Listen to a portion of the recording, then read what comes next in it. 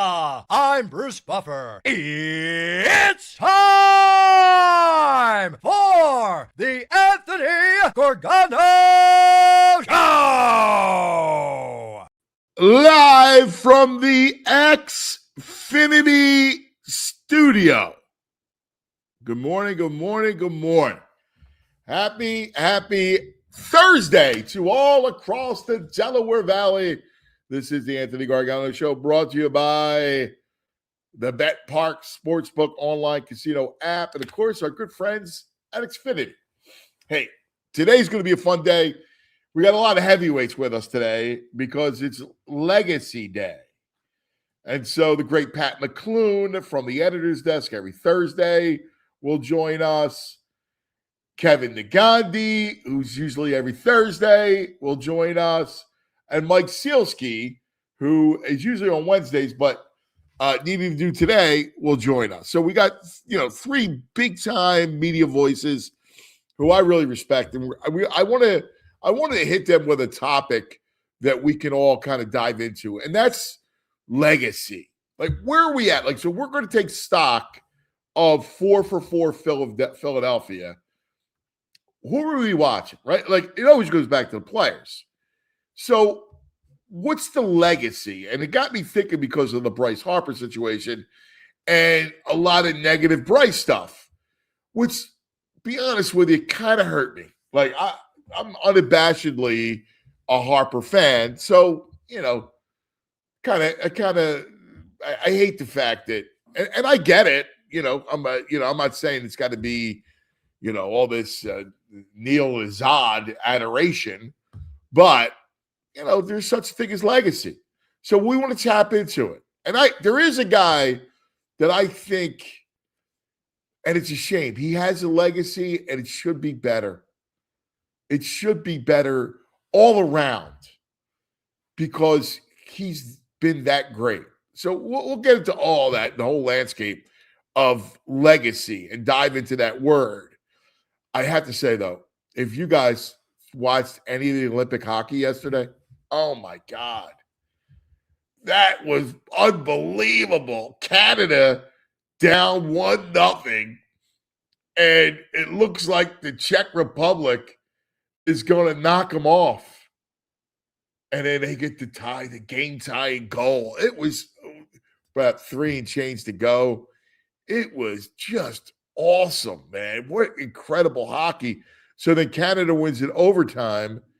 And then USA, same way, right? USA's clinging all game to a 1-0 lead. And then Sweden ties it. You're like, oh, my God, no. And then USA wins it in OT. Wow, some incredible hockey. Friday's the semifinal. Tomorrow is the semifinals. And Sunday will be the gold medal game. I'm just hoping, that's a circle the calendar. USA, Canada for the gold medal. I know I've been kind of an Olympics, poo-pooing it a little bit of a Olympic grouch.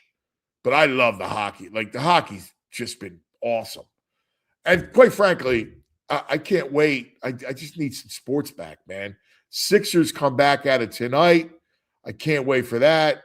And Flyers will be back at it this coming Wednesday in Washington. So I need a little normalcy, some sports. And next thing you know, we'll have spring training games. That's going to kick off this weekend. And, we're going to get back to that normal sports rhythm. March Madness around the corner. I don't know. I need that. I need it. I have to have it. But today is all about legacy. Who are the legacy athletes in town? And we're going to go through them all and kind of what you think. If you look at all the success of the Eagles, if you're thinking legacy, well, the two names come right to mind. Brandon Graham and Lane Johnson. Those are the legacy guys. BG and Lane are the two legacy guys. The interesting one is Jalen, because he's now going to enter that realm. Is he a legacy guy? What's his legacy? I think it's going to get defined during this transition with the offense. So I want to go through each of the 4 sports. Let's bring in our man VG. VG. What's up? Hey, by the way, before we get into the legacy talk and Olympic hockey and everything else, you last night were at the semifinals for the Catholic League. Wow, man. Dude, that place was, let me just say, the whole thing they got going on, I had to take my car to the mechanic, my great man, Jason Capone Farm Fix. We're just chopping it up, talking about the game we're going to go. He's like, you going tonight? I'm like, yeah, Newman, get ready. Yeah. And the place is packed. A-listers all over the place. Pat Mcloone's in the house. Rich Hoffman, Robbie Ellis, Jahan Dotson. And the place was just rocking. Got to see, oh man, our man Fish. I slid into Fish's DMs last night. Oh, you did? Was Fish? Yeah. Oh, Fish was playing. Yeah, I got to see his boy though from Judge Derek Morton Rivera. Woo! He took over like the last 10 minutes of the game, and that guy's going to be nice at Temple. Yeah, he's going to be good. Judge, a little bit of an upset because I think Wood was first place overall, but Judge came back and won. And then Newman Goretti did not look good the first half. They made a couple of defensive adjustments because Bonner Prendy's got the number 1 player in the Catholic League, Corey Francis, but Newman Goretti put a taller kid on him. This Marquise Newsom shut him down, and a little questionable call at the end. I think it was like 23 seconds left. That player of the year, Corey Francis, goes for a layup, and they call a charge on him. A questionable charge. I probably wouldn't have called a charge, but they kind of like put an end to their comeback. Yeah. But man, let's get down there. I'm going to try and get down there. Gill's a great coach, dude. Carl's a great coach. Yes. He's a great coach, man. He's won a lot of chips. Yeah. We're going to talk to those guys on tomorrow. Ugly first half. I mean, both teams must have missed like 15 layups. It was just unbelievable the first half. Saints all 3. 1, 2, 3, Saints. Yeah, man. But it's a crazy environment down there. You can't believe it's a high school game. Well, that's the thing. Like our man Danny D, got to give him big props. Oh, he was in the house. I mean, because Danny D, he worked on all that thing. He built that thing. Mm-hmm. Oh, he really did. Yeah, he gets me seats, dude. I'm row 1. I'm right behind the Newman Goretti bench. I feel like you're a big deal, man. I feel like the guy at the Sixers that owns all those dorms with the white hair. You're like the 6th man. Yeah. Dude. Also, shout out to like the student sections, the bands. One thing they do during timeouts during Newman Goretti and Bonner Prendy, one of the cheerleaders was just start running down the court doing cartwheels and flips, and then a girl on the other team, the other cheerleader squad, be like, "Oh yeah," they were like doing flip balls, like just tumbling down the court. Yeah, that's great, dude. Great like, environment, cool. man. Yeah, it's great. It's great. Yeah. It is a great. And by the way, you're talking about the palestra. Yeah, it's the palestra. It feels holy when you walk in there. It is a holy place. It is It's sacred, man. It's a holy. It's a holy place. Of all those years, all that hoop. I mean, let's face it. Especially for guys like us, that place is holy. If anyone offers you a ticket for I don't even have a rooting interest. I didn't have a rooting interest last night. It's just a great environment. I'm gonna go on Sunday and check out the final. Yeah, Sunday 1:30, right? Yes, is the final. Yeah, they say 2, but maybe it's depending. I'm Carl, Coach. You saw Pat, Coach Pat. Call Pat, Coach Pat. He's like he's keeping score, tracking the timeouts. He loves it. He's great. If you guys might remember that anybody that listened to my show for all those years, I used to have a caller, Pat from South Philly, and that's Coach Pat at Newman Goretti, and he would call. He used to call once or twice a week, and he'd be on his rhythm. Yeah, he's got a little curmudgeon side to him, and he's on. Let me tell you about basketball. And he like the Phillies and hoops. He would love talking Phillies and hoops. Yeah. All right, let me tell you, Sixers, classic, absolutely classic. Hey, we got a big show today because it's Pat. It's A-listers all over the place. It's Mike, right? So 3 studs. Like I love these guys. So I wanted to get into the whole legacy because of the Bryce stuff. I wanted to figure out, like, where are we at? I posed this question to you last night when you got home about where does Bryce Harper rank if you're thinking about Mr. Philly, right? Like legacy. Where does he rank on your all-time Phillies? Because he's certainly a Mr. Philly. I mean, he belongs in the pantheon of this franchise. Yeah, he's just guy. I know he started in Washington. Yeah, like this iteration, this generation, he is Mr. Philly. But when I was trying to listen, it was even my top 5 of Phillies. And I only go back to like the last 3 winners, like 80. I go back to 80. Right. So you out of that cut Whitey out, Robin Roberts. Okay, so let's just throw that out. Schmidt, Carlton, right? Yeah. Like you automatically get those 2. Mm-hmm. I'm a Boa guy, but if you're looking great, Hall of Fame, Schmidt and Carlton. Mm-hmm. And then you got the other crowd. You got Chase, Peace, Jimmy. Yes. They all got to be above Bryce. All of them are above Bryce? I would, for me, yeah.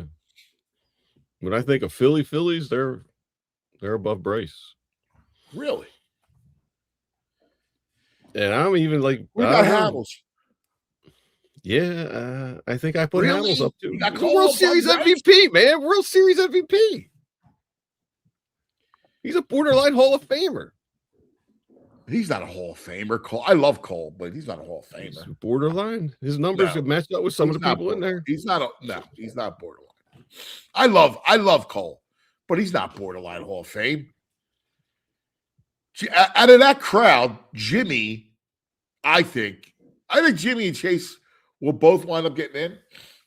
But Jimmy to me is a Hall of Famer, right? Got an MVP award, great fielder, great hit, do everything, triples. And then Chase, if he had a little more production, he would be a slam dunk. But whatever, those 2, Bryce Harper's a Hall of Famer. Yeah, he is. You got that? Yeah. But he hasn't done here. Listen, dude, everybody. You can't ignore the knock on him. You can't ignore he leaves Washington. They win the World Series a year after. And he's a mush. You're telling me? Come on, I did not say that. I'm just saying you can't ignore it. Yeah, you did. You just said it. You said read between the lines. You just said he's a mush. I'm saying there's a correlation. You're implying causation. I'm not implying he's the cause of that at all. But I'm saying those 3 guys won it here. I mean, Peace get me to the plate. You can't. He doesn't have his get me to the plate moment. He gets to, they lose in 6 games in the World Series. Yeah, but each of those guys had their moment. Jimmy, we're the team to beat. Dude, Chase, world bleeping champions. The swing of his life is not a moment. Peace, get me to the plate. It's a moment, but it doesn't live up to those guys' moments. Come on. It doesn't. Swing of his life. Through the raindrops. Off of a hard throwing reliever. Stop. It's not. It is. You can't tell me that moment wasn't his signature moment. I'm not saying it's not a signature. For me, it doesn't match the Howard Utley Rollins moments. What? Give me, get me to the plate, boys. What was the game? Oh, I don't remember the game exactly. You're right. See, you don't even remember the game. You don't even remember the game. I didn't remember the raindrops. What a fugazi! I knew you didn't know. That's why I said it, because I knew you wouldn't know the game. Yeah, that's not important. It is important. If it's that kind of moment that's indelible, then you should know the game. Someone else had a comment too, because I mentioned this last night. Who was it? Paul Kibb in the chat. Doc. I probably put Doc ahead of Bryce. I love Doc, but I was going to say, let me hear you argue and disparage Doc here. I love Doc. Doc was my favorite pitcher when he was in Toronto. Mm-hmm. So when he came here, I was elated. Like, I loved Doc Halladay. But, he wasn't a Philly. He was more of a Blue Jay. He is more of a Blue Jay, but he only had a handful of years. I know. And I'm not like Carlton. Carlton comes here from St. Louis and has a huge career here. I mean, Doc. No, I know. I mean, Doc Doc's is borderline with 09, me. 09, 2010, 2011. And then the meltdown in 12. I mean,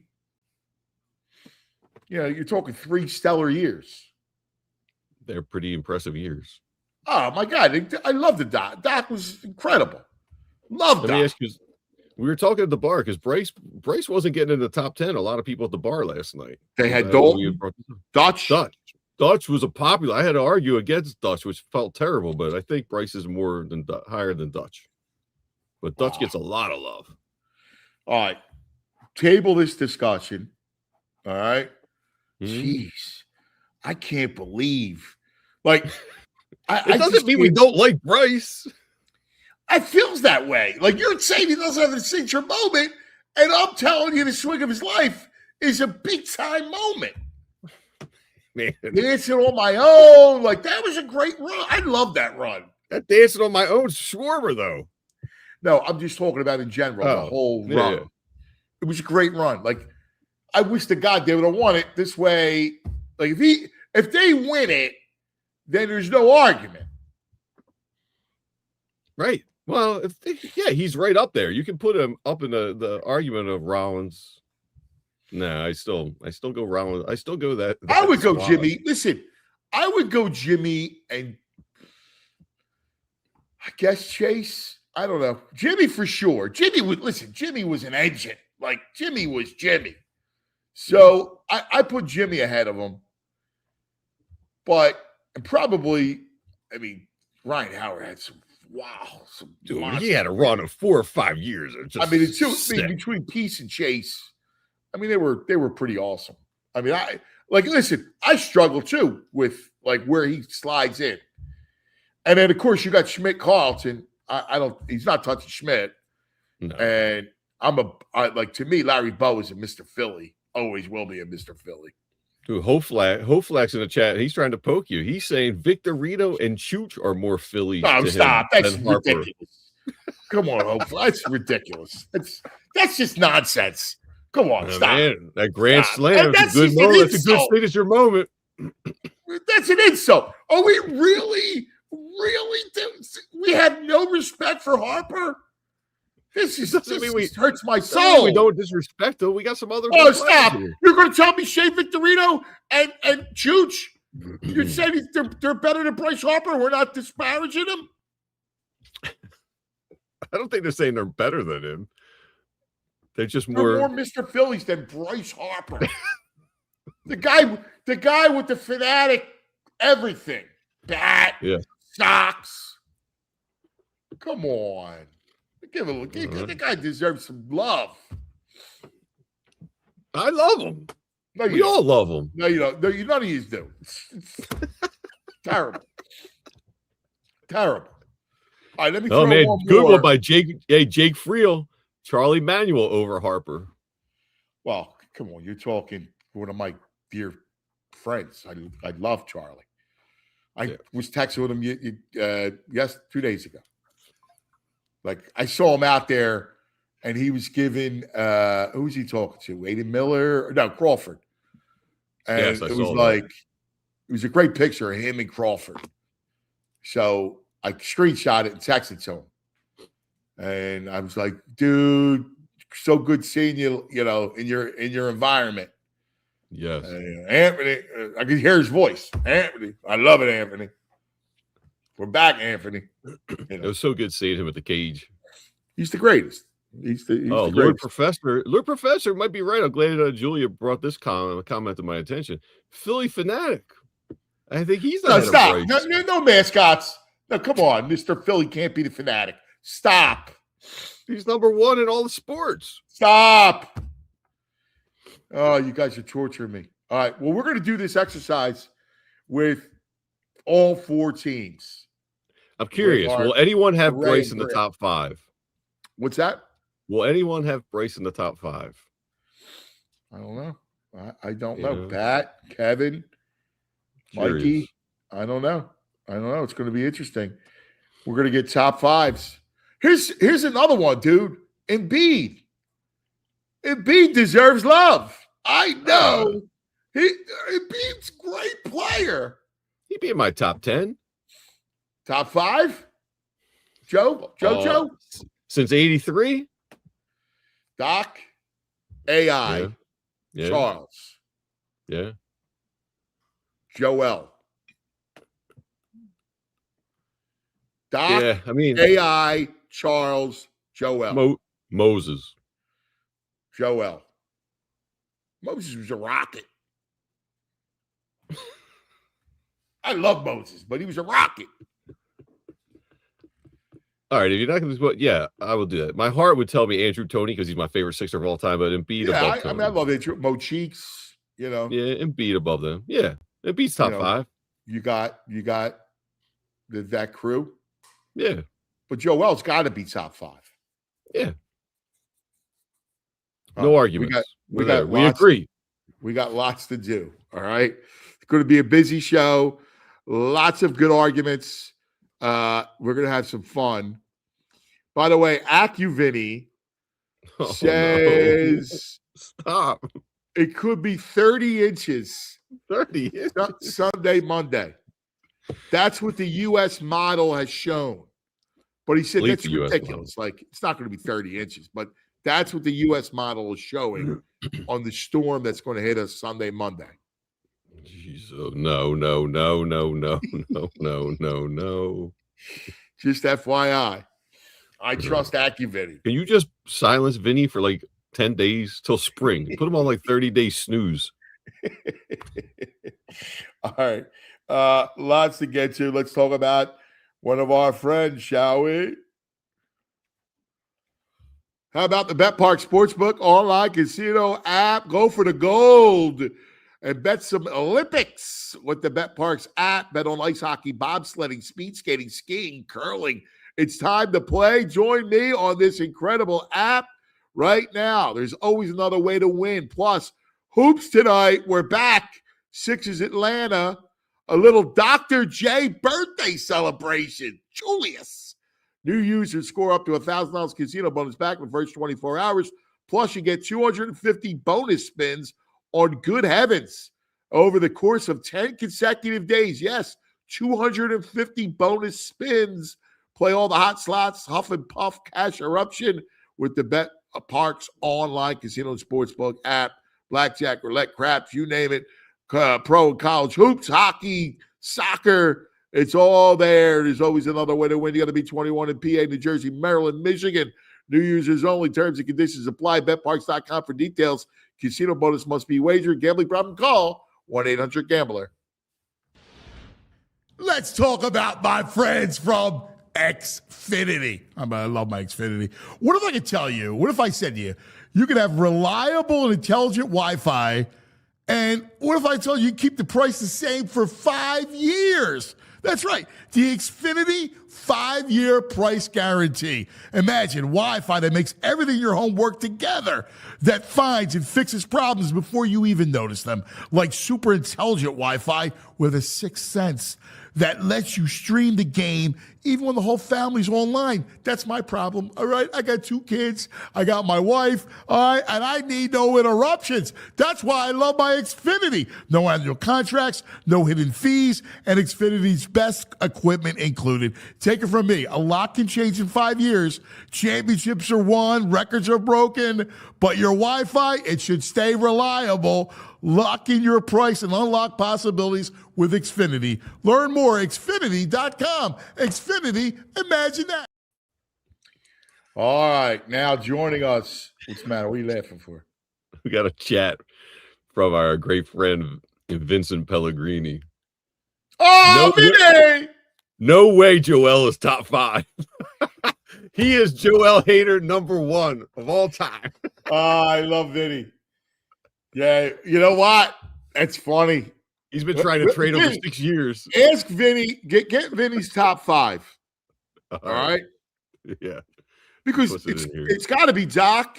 Listen, the first 3 are, you can't argue. AI, Julius, Charles. Yes. Like, that's it. But Moses, again, he was too short here. Like, it wasn't like, he shouldn't have been traded. but he was too short. All right. Time now to go to our man. Yes. From the editor's desk. Ladies and gentlemen, and all the ships at sea, it's time for headlines from the editor's desk with Pat Mcloone. Yes. Good morning, Pat. Extra. Good morning, boys. How are you? There he is. There we go. I'm in the middle of the scene. There's always some nonsense with me. Yep. You look great. Hey, I am willing to forego the 5 things if you want to just roll in this legacy thing. And, he's making an editorial decision to scrap the headline. Whatever you want to do. I've got 5. I'm ready to go. Whatever you take. All right. All right, let's do this. Yep. Before we do that, let's cover a couple of your headlines. Okay. And then we'll go to legacy. Okay. Okay. We can make it zippy. You got a good thing. I'll get it rolling. All right, real quick, we'll go through making the big house rock to cover some ground that you did. And there's 2 things that weren't mentioned there that I do want to mention. And that is, you know how like you see at an NBA game, you see Ben Stiller on the sidelines and Snoop and all that. That's the kind of seat that VG had last night. He's like Spike Lee. I'm feeling real good. I got 3 of my boys. My nephew, your friend, came over later. I'm at half court, little upstairs, feeling great. I'm watching the game. It's going up and down, and all of a sudden, this hat catches me, and I'm going, oh, my God, that's VG. He's in the second row. I got to hear this story. He's the legend grows. The legend grows. Danny D, hooked him up. I only go row 1. Jahan Dotson on the Eagles, Dumpf, all these people, they don't have seats as good as VG. Forget about it. The other thing, Anthony, that I wanted to bring up about that is that it was an interesting semi in that Roman was not in the semis for the first time since 2010. And you know how I label that? That's the Danny D effect. Wow. That's the Danny effect. Danny goes to Penn Charter. They have a rough year. You know? That's true. Yep. And you're right. Danny was walking around like he was involved in running the whole thing. So God bless him. He owns the place. Well, he still does, basically. It's his baby. Yeah. So he loves it. I mean, and all the stars, nothing but stars out last night. That's right. Mcloone, and I have 2 rooting Rich Hoffman. Yeah. I mean, Rob Ellis. Yeah. My all favorite out there. Yeah, it was good. I'll tell you a thing that says a lot about it. I'm waiting. I had all 4 boys. We're waiting for Brendan to get there. And we're standing there. One of Dan's teammates from Bonner comes up. Keith Pompey comes by from the Inquirer, beat writer. Introduces me to 2 friends from Nebraska. And he says, I told these guys if they're ever in town that the thing they got to see about Philadelphia is the Catholic League semifinals. So they came. So Keith took 2 guys from Nebraska to see that. And he's right. It packs there's always something bizarre. That thing about the cheerleaders, the VG said, that was a riot. And when they land that thing, then they give a little sass to the other girl. It was great. Sass. I have 2 rooting interests in the league. LaSalle, where I played, in Bonner, where all my boys played. So I was bummed out about Bonner and Billy Cassidy. But again, you're right even on these things, Anthony. Carl Arragale, something, man. He's been coaching since 1999. And let me tell you something. He's not rolling out a full roster of D1 guys. This is not a really talented Newman Goretti thing. So Carl and your guy Pat and all them, hats off. They did a really good job. Really good job. Yeah. Pat, what you think of the charge call at the end? That was awful. That was like, now listen, I don't know. I don't think that Bonner, 37 seconds left, down 3. He goes to the line, at least they have a shot. But it was one of those, like my son Tom said, it was a guy who wanted people to say, hey, they're here to look at me, the ref, this like blatant thing. It was a bad call. I don't know where the one went either way. Newman certainly deserved to win the game, but that was like gross incompetence. The kid was like in full. Explain to me the play. Well, here's what it was. Newman went up about 7 or 8, and so it went into scramble mode. And Bonner's getting a couple steals.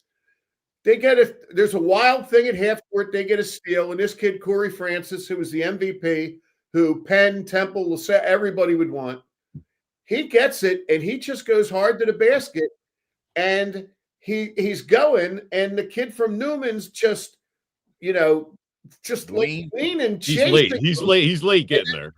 I guess Corey puts so the kid goes flying, and it was the kind of thing that in the flow of the game, I would have been okay with a no call even, but oh my God, it was bad. But I don't really want to focus on that as it relates to Newman Goretti. They did a great job. The other thing that was nuts that VG didn't point out the first game, you always expect great games there, and you're disappointed when you don't get it. Wood goes up 19-3 in the first game. Oh, yeah. They're up 19-3. We're like, all right, Wow. 19-3. Judge wins going away. Wow. Going away. And I saw VG set a line. VG's pretty good at all these things. I would make Judge a favorite on Sunday, but we'll see. What's the line? I think I put it at 6.5. Yes, VG put it. I think that's a little generous, 6.5. That That's kid, disrespectful. The kid Fish has got going. He's a real nice player, man. Yeah. And Judge got some size. Newman doesn't have a lot of size. Judge got size. Yep. Also in the house last night was Duke. Duke had a couple scouts looking at the players last night. How about that? Oh, wow. Okay. Marist, Nova. Yeah. That's awesome. That's awesome. All right. So what else we got? I've got feats of strength.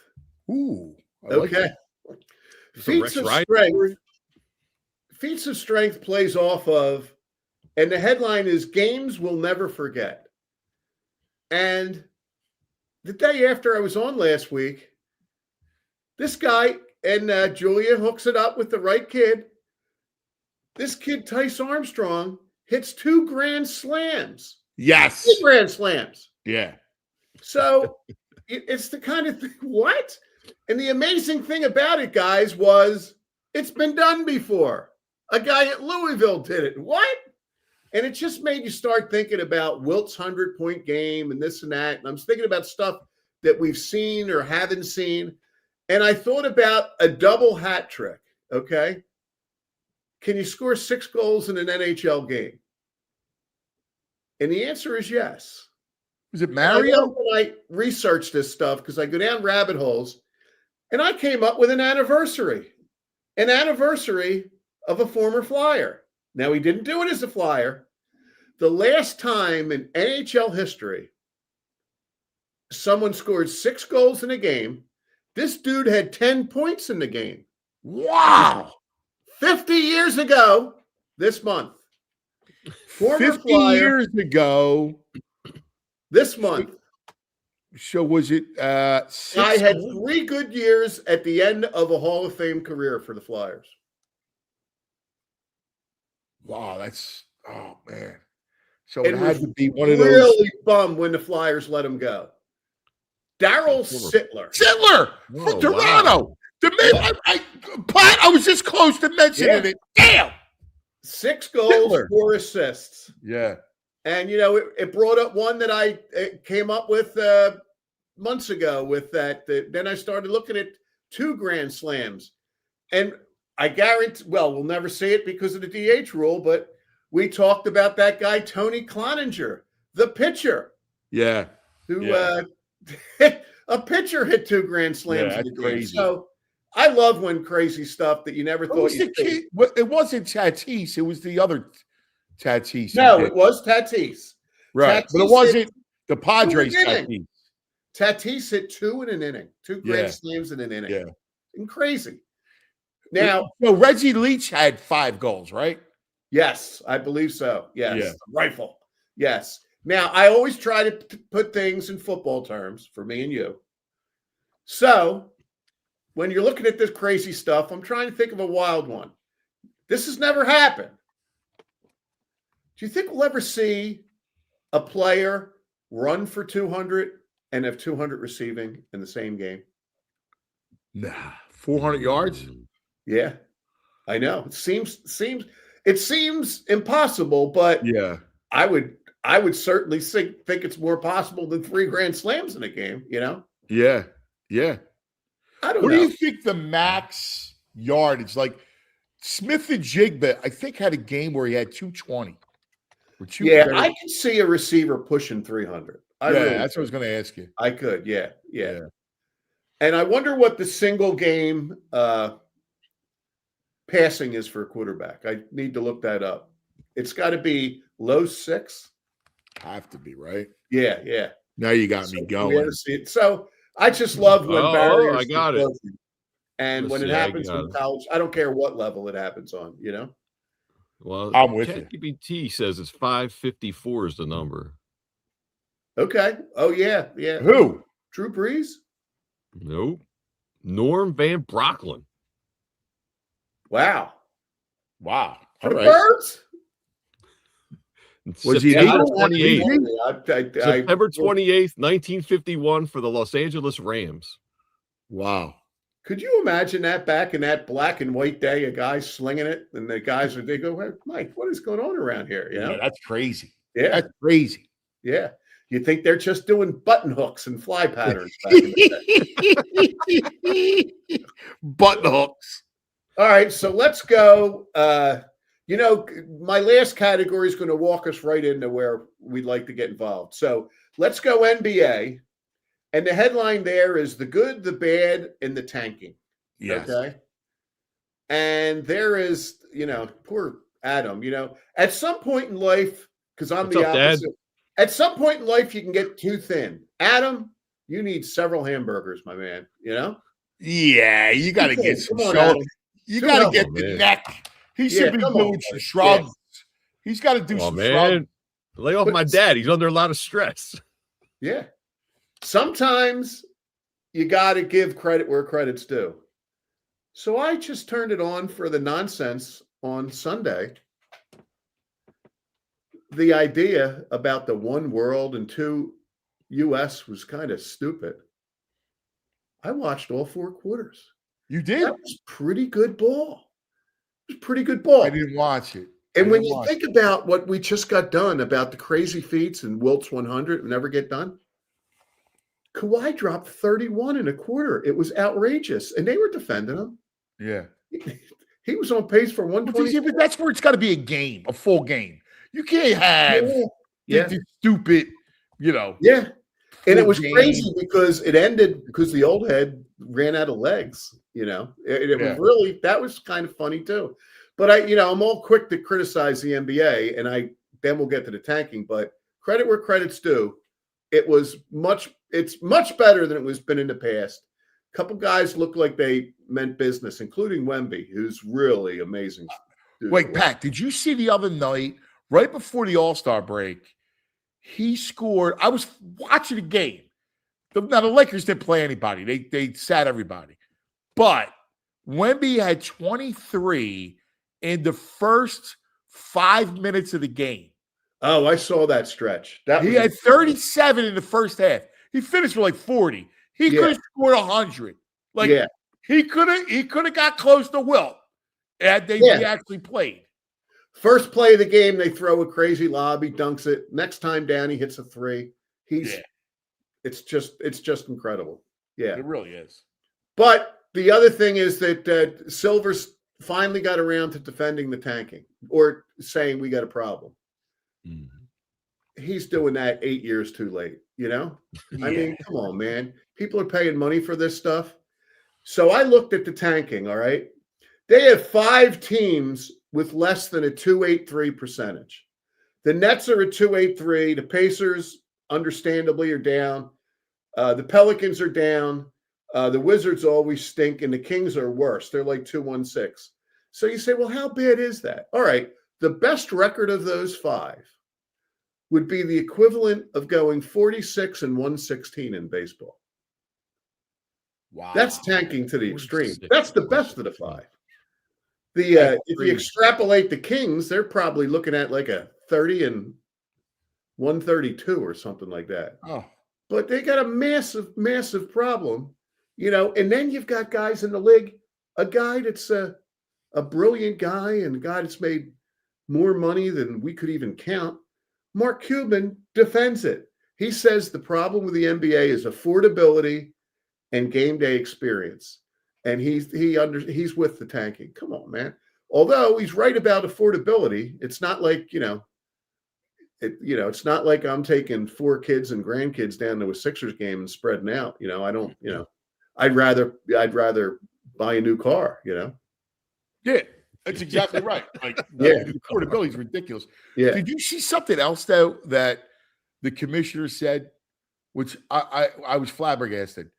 He said that people don't want games as much as they want content, and that they're going to lean into simulation to help with the back-to-backs and the schedule thing. Like, are they going to simulate? Like, is everybody going to come to a game and you're going to watch a simulation video game? Like, well, I think this simulate Megamind is thinking that way. Yeah. Let's get Julian and some of the brightest minds in America to simulate us going to the game and not paying, and we'll see how that works out. Right. I think what they're thinking is putting a hologram, right? A hologram game of actual players. So it looks like a game, but it's really not a game. Like, I think we're all living too long, guys. Yeah. This is end of the world stuff. Yeah. But did you Listen, see the day they put a hologram up, let's all agree to meet at Yards or the Reading Terminal and drown our sorrows, because it's over, baby. It's over, Jack, when that happens. Come on. Did you see China debuted the new dancing robots? Like, it could be a robot game at some point. The dancing robots look like humans dancing now in China, so they're not far along from robot basketball games. They did a Tai Chi thing. And it's crazy because they're thinking that, like, that's going to be football. Like, someday that'll be football. Give me a regular game, and then if you need a Chinese element, let Red Panda perform at half. That's my that's a good Red Panda. He's the greatest. Yeah. Hey, can I just tell? So Johnny Goodtime said he thought there was a 300-yard receiver in the NFL. I looking. There are 6 of them, and Flipper Anderson's got the record, 1989, 366 yards. 363 sticks in my mind. He's 336, so you got the right numbers. Yeah. Wow. Yep. BG, you're frozen again. You're freezing. There you go. All right. Let's do this. I want to get to this legacy stuff. Yep. But first, to lead us in, here we have a great segment brought to us by Togo, and that is with Billadelphia talking Bryce. He didn't have an elite season like he has had in the past. And I guess we only find out if he becomes elite or he continues to be good. Phillies president Dave Dombrowski said this about star first baseman Bryce Harper following the elimination at the hands of the Dodgers in a series that saw the Phillies win 1 game and their best hitter go 3 for 15 with 1 extra base hit. These comments have sat with Harper all offseason. We saw him hitting in the cage with a not elite shirt in December. And while he said these types of things don't motivate him, he is still talking about it. He was recently quoted, "For Dave to come out and say those things, it's kind of wild to me still." How is it wild? Hey everybody, welcome to Billadelphia, presented by our friends at Togo, and it's time to talk about Bryce Harper. Harper still being bothered by this and still being bothered by the idea that this was said publicly is kind of wild to me. If you have a personal problem with a player, if you don't like the way he's handling something outside of the lines, sure, you pull him aside and handle that in-house. Dave Dombrowski gave an honest evaluation of a player's subpar performance. And listen, there are no bigger Bryce Harper fans than me. I have a Bryce Harper jersey. I love Bryce Harper. Got tickets in Colorado to go see him first row in right field his first season here so I could yell, "I love you, Bryce." But get the hell over it. You weren't great last season, and your postseason was truly abysmal. Now, it was the first actually bad playoff of your Phillies career, and everyone is allowed a down season, and everyone's allowed a tough 4-game stretch against what is basically the Monstars. But what Dave Dombrowski said is what we're all thinking. I hope it really was just a bad year and not the beginning of the slide. Harper is 33. His numbers were not elite, and now he's really putting a target on himself, maybe for the first time since signing here. If you're going to be this bothered by an honest evaluation of your play and publicly critical of the guy who made the comments, you have to back it up. When Harper signed here, he said he wanted to stay in Philly forever. Well, now it's time to get yourself back in the MVP conversation and lead this team back to postseason rounds where there are trophies on the line. That's it. That's the expectation. And anything short of that is not elite. Boo! Boo, Bill. Preach, Bill. Preach. Preach. All right. I don't want Amen. to relitigate this. I have to No, go to looks our good. man because Yep. the guy that I respect. Well, my headline on the Phillies would have been Harper's Fury because it's the closest thing to Harper's Ferry I could come up with. But, I mean, it's like everything else in town. When we don't have games in front of us, this stuff just goes berserk, And I think there's a lot of stuff here that does not fall in Harper's thing. But the one thing in this thing that's going on that isn't getting talked about enough is that how many years has Dombrowski been asked to just put somebody to protect Schwarber and Harper? I mean, how many years? Pat! We're going like 3 years. Yes! We're not asking that, nobody's asking them to put Hank Aaron into the lineup behind them, Just Max get Kepler, right? With Merrifield. I mean, with the slop that Dombrowski's come with. Get the hell out of here with Dombrowski. You don't even have to put an all-star up there. You got to put up a solid, 25 homer, 80 RBI guy. Yes. And, if you told me that 2 years ago, I would have said that Bohm gets hits when guys are on base, whatever. But we've done that experiment, So, I mean, Harper has every right to feel like, and you don't have to be the Dodgers to do this. Right. You don't have to buy everybody. You've put these great contracts together, and now you've got these guys, and now you need the protection. And it all started with his own failure, which was Castellanos overpaying for a guy that didn't deliver. I don't want to hear about, he had a year. And he wasn't the guy. You overpaid him, grossly overpaid him. Yeah, I mean, if Castellanos gave you any kind of semblance of he did in that one playoff series, I mean, God, you wouldn't want to go against it. But he came up way, way, way short of that, And Garcia, I'm hoping he has a good year, but, that's not trending well. And he's a guy that's, probably going to strike out too much for you there. So I think if you told me right now, who are they going to trot out in the first game? They're going to put Bohm at 4 again because he hasn't come up with a, so I lay a lot of that on Dombrowski. I think Harper's getting wildly carried away. It was bad in the thing where, and all the writers were asking the right questions. And the one follow-up was about, wait a minute, then you're wearing this not elite thing or whatever. Bryce, come on, man. He says, oh, hey, look, man, they make a shirt, I put it on. Okay. Like he's not aware of what. I love it. I'll be honest with with you. Shirt on about something bad, and I love it. I actually love the fact that he wore that shirt. I do.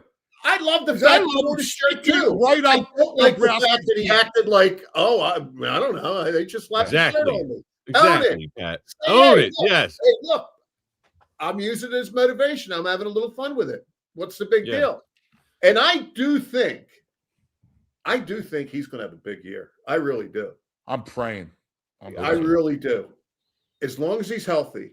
Yeah. And, the numbers, a lot of times they say, well, he was hurt or whatever. But if you take the per game numbers, that OPS and slugging, you had to go back to 2014 and 2016 for some of his numbers. So there's no question he was down.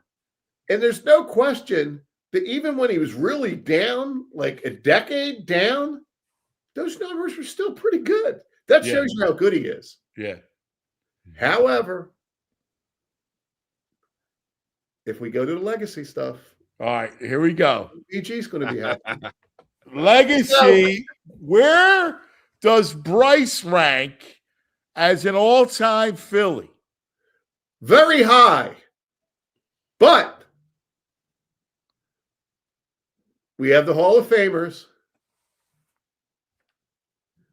I go all three guys of the core before Bryce. I go Jimmy, Chase, and Ryan Howard. Okay. After that, Bryce is right there. But I thought you'd be irked that I put all three of them ahead of Bryce. I mean, I can't really be irked. I mean, I get it. I struggle with each individually myself, right? Yeah. So you got Boa. I mean, you got Schmitty, Carlton. You got Boa. No, I have Boa, but I don't have Boa ahead of Bryce. I just have him on the list. I love Boa, but I have him on the list. Schmitty, Carlton, Jimmy, Chase, Peace. I mean, it's hard. I mean, I get it. Now VG had Hamels. That's ridiculous. Yeah, I'm with you there. It's ridiculous, Pat. Oh no, not that it's ridiculous. I mean, Hamels is a great player. I mean, we're talking two top 10 guys there, but I definitely give Bryce the nod, strong nod over Hamels. But you can't say this is my take your win, VG. Take your win, okay? Don't go. I'm not fighting Glee in this. No, but this is my beef with VG. I'm not anti-Bryce Harper. Yes, he is. This is my beef with VG. He goes, well, he didn't have his signature moment. Like, no, swing of his life, not as good as Bedlam at the bank. Like, what are we talking about? That is it's a not huge as good signature as the other moment. ones. It's not as good as the other ones. Well, what are we comparing the other ones to? It's hard to be better than what he did in that San Diego game. That was Bedlam at the bank. Yeah. Give me we're the team to beat. And I've got all these guys ahead in totality. Where's Ryan Howard and Jimmy's moment? Where do these moments compare to what Harper did in that one moment against San Diego? Because these guys' moments got them to the World Series. They won a World Series. No, that's Jimmy not moment happened against the Dodgers because you don't remember. No, I'm saying Jimmy's moment to me is that he got them to the World Series, to right? Well, Harper got them to the World Series too against San Diego in the NLCS. Yeah, Harper's moment was in the NLCS. Right. Harper's, Jimmy declared about a moment that gets you to the World. What are you talking about? Like a moment on June 9th that eventually gets you to the World Series? I mean, this guy did it at the bank in, I'll never forget that. We had our wonderful relatives over, my cousin Siobhan from Ireland. And we're like, I'm sorry, you're gonna. And her and her daughter were just scoffing at the baseball and all that. And I felt bad that game that we were sitting them there for like 3 or 4 hours. We were at my brother's house in Ocean City, and then when Harper did it, it was, oh my God, it was incredible. You were really kind of drained at that point. You were really kind of like, oh man, they're in there, they're swinging, they're this, they're that. Oh, this is like remember it was cold and rainy. Then it just, Oh my God. Yeah. I can't even think about what the biggest moment in Jimmy's career was. The biggest moment is I'll tell you, it was the one against Broxton. Oh yeah, that was great. NLCS. Oh yeah. Into the night. That was great. Yeah. Well, Into the Night was Stairs. Yeah, right. Okay. But Jimmy also had a moment against Broxton in Yes. that series where he wins a game for you. I mean, it's great. Yeah, great and I think Ryan Howard, so that 3-year thing, he's so incredibly underrated. But when you just think great moments, that was really something. Yeah. Yeah. I just want to bring up. Oh, well, what do you want to bring up? well, Flyers Joe in the chat. I mean, he's just saying good stuff. So no way he would put Bryce over Hamels, and he would seriously look at the '93 team that was more special than any of these recent runs. Yeah, that's ridiculous. I love Flyer Joe. That's ridiculous. You can't put Hamels ahead of Harper, and you can't put the '93 team. Like, you want to put what? What guy are you going to put ahead of him? Pete Incaviglia. Right. No. Yeah. Come on. It's ridiculous. Jim Eisenreich. Dude, this team has been a sustained great team. That was a blip in time. Stop. Pat, I got to get this quickly. Eagles, right? Like, who are the legacy guys right now on the Birds? To me, there's two layups, and that's Lane, BG, and Lane. No doubt about it. I'm sorry, but the quarterback's one more Super Bowl away from being there. I agree. You got him to 3. Ooh, yeah. Good boy. Yeah. Yeah. If he gets back to another it's one of those things where he's got to be there. Yeah. It's one of those things where you can only move Saquon up so far as an all-time Eagle. But when you start talking moments, man, you're going to have a tough time taking care of Saquon. Saquon's right up there. Yeah. For that stuff. But you're right. Like, if Jalen got back or even got back to another title game, I think he's got to be a legacy guy. Yeah, and I think that's going to happen. We'll see. There's the fifth thing I was going to talk about was the Eagles. It's that, like, and the headline is a team isn't built in a day. We're not built anymore, this city, to not have. We need that instant gratification. Yeah. This is not only not during the season, it's during a dormant time before Howie gets to work. Yes. Free agency starts March 11th. So now this time here, between now and March 11th, everybody's relitigating all these things about AJ and Jalen, and you gotta have a little patience. I'll tell you what, Anthony. I think we're going to have a Saquon-like moment on March 11th. I don't know. And here's the thing that people forget about Saquon. That was the first day of free agency. It never crossed anyone's mind that the Eagles were going to go get Saquon Barkley. Nobody thought about that for an instant. Eagles didn't do running backs. And then Howie comes with this thunderbolt, and he's got something up his sleeve, man. All right, can I share? I got to share this with you. All right, I got to figure out how to share it, but I may have been texting with him this morning, and he's made a lot of great moves, and we just did a slideshow about Howie's great moves. By the way, that was great. That's that's the kind of stuff I like to see. That was that was Ben. Ben did a great job. Our social media, Ben's fantastic. Way to go, Ben. Well done. Yep. So Pat, I go like, yo, dude, take a look at this. More to come, bro. Lots bleeping more. Yeah. Yeah. Come on, And then the other thing about the NFL, Anthony, is, how he's like, just die, but he's patience. Yes. The league dictates patience. Yes. March 11th draft. And the other thing is this salary cap in this whole June 1 thing. There's all these things you might do now and you might want to clean up, but you got to hold off. because the cap and the money changes wildly in your favor on June 1. So I think people think the day after they got knocked out or the day after the Super Bowl that everything's going to start moving. But no, that's not the way this works.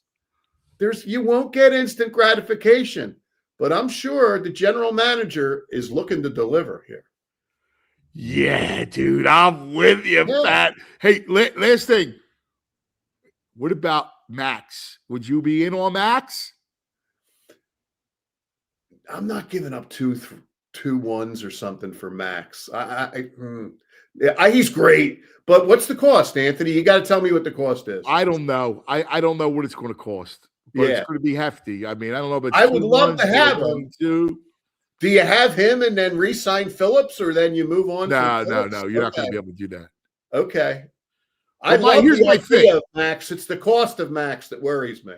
But here's the thing: if you're probably not going to be able to sign Carter long term, right? But again, you could franchise tag, you could do some stuff. A year, and I don't know, or 2 years, where I got Max, Carter, Jordan Davis, Nolan Smith. You're wreaking havoc. Yeah. I think Nolan Smith's going to bounce back in a big way. I don't think he was healthy. I agree.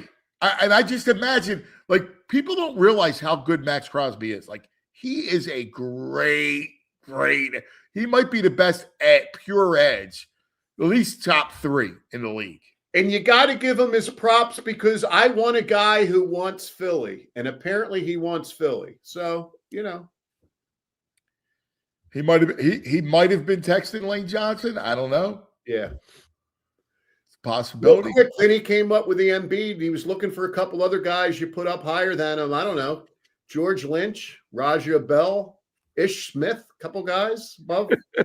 No, only mess. Pat, we love you, buddy. Okay, guys, have fun. Sounds like a great lineup behind. You're the greatest. Thanks, pal. Hey, guys. The great Pat Mcloone. All right, let's take a quick TO. And then Kevin's on. Oh, yeah. Kevin, I can't wait to get Kevin's take on Bryce, the legacy conversation. Kevin will be great on this. But first, let's talk about our friends. Elkin Chevrolet, run by 3 brothers, real brothers, local guys. They're at the dealership every day, making sure everything's going smooth. And right now, they're lining up deals that are hard to beat. They got a huge inventory of Chevy trucks and SUVs, everything people actually want to drive. Silverados, Colorados, Trailblazers, Equinox, Tahoes, Suburbans, you name it, they got it. And the prices, well, they'll move fast. So if you've been thinking about it, now's the time.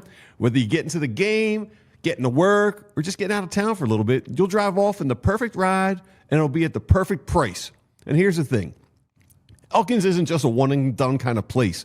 These are the guys you go back to again and again because they treat you right, no runaround, no games, just real people, real deals. Elkins Chevrolet, they're real brothers, real deals, and a whole lot of honking good service going on. It's Route 73 south of Marlton, real easy to get to, right over the bridge. And you know what we say, together, let's drive.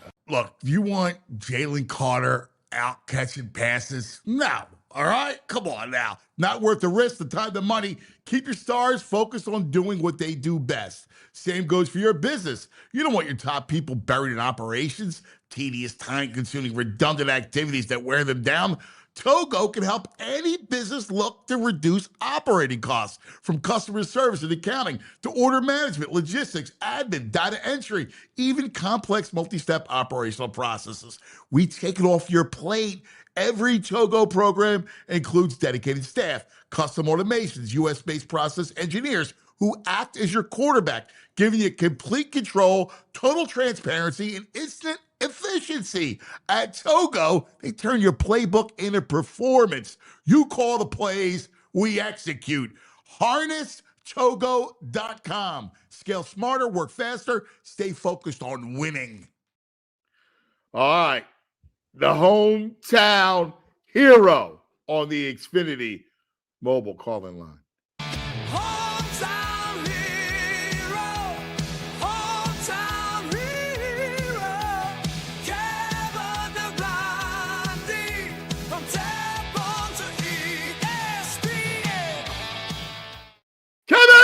Hey, fellas, how we doing? Good, man.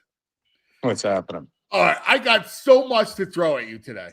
All right, because we're having this legacy conversation. Yep. Now you are the perfect, like this. If you say certain things, I would actually move my stance a little bit.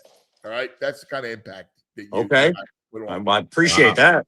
All right, let's begin with Bryce Harper and the beef. Where are you with the beef? I think there's a lot of levels to this. When Dombrowski said it, I said, why are you saying that? Are you trying to motivate this guy and it's going to simmer and sit? I felt like it should have been they had 4 months to address it, 4 months to deal with it, so it didn't come into the spring training experience, right? So that kind of bugged me. I also think that he should have kept it in-house because Bryce likes to keep things in-house. But I also think Bryce needs to get over it. Like, all right, it happened. Let's go. All right, I get it. So if this is the way that motivates Bryce and he changes, I think his approach, and I think he's going to disagree with me vehemently. I don't need to change my approach. I don't need to do anything. I get that. But he admitted, and I actually really appreciate this with Bryce. He admitted that he wasn't good in the playoffs. And he does take accountability. I think he just didn't want to be put in a position where he has to answer it publicly to anybody else. So if Dombrowski wanted to do this privately, I get that.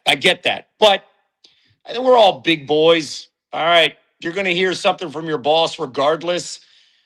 I just don't think anybody should be tippy-toeing around anybody no matter what anymore. They've paid him. And I also think this is a small extension on not getting the contract extension. He went public with, I want an extension, and the Phillies never gave it to him. And I think you put all that together, it bleeds into this kind of animosity. And guess what? You know how things change? If the Phillies write him, a new check and give him a contract, but I don't know if that's going to happen. All right, that aside, Kev, here's my issue with Dombrowski. First of all, yeah, nobody hit in that series, and neither team. Ohtani didn't hit in that series, right? Like nobody did. But my biggest beef with the whole thing is he hasn't been protected, and. Yeah, it's easy for us to sit back and say, change your approach, that you got to just take the walk. But the competitor inside you is like, I just can't just take a free pass. And if you're any kind of pitcher and you're looking at Alec Boehm and I'm facing Bryce Harper, I'm not giving him anything to hit. And I completely agree with you with that as well. And guess what? Bryce still didn't say it publicly straight out as Dombrowski did. But if you look at the conversation in that back and forth, how complimentary it was with the Dodgers, how much they spend, what they do, and understanding that, hey, they spend the money, they bring in, they develop, they find a way to bring in talent by sending out their prospects. Like there was a little subtle shot that organization does it the right way. And I appreciate how they're doing it. And they're bringing in people. Because, listen, I think any superstar sits there and says, how are you helping me? And I will add one thing, though. The Phillies did spend money and helped him by getting his guy JT twice. They helped him by bringing in his guy Trey Turner. So they've done that. But I think the frustration is that we're going to run this back again.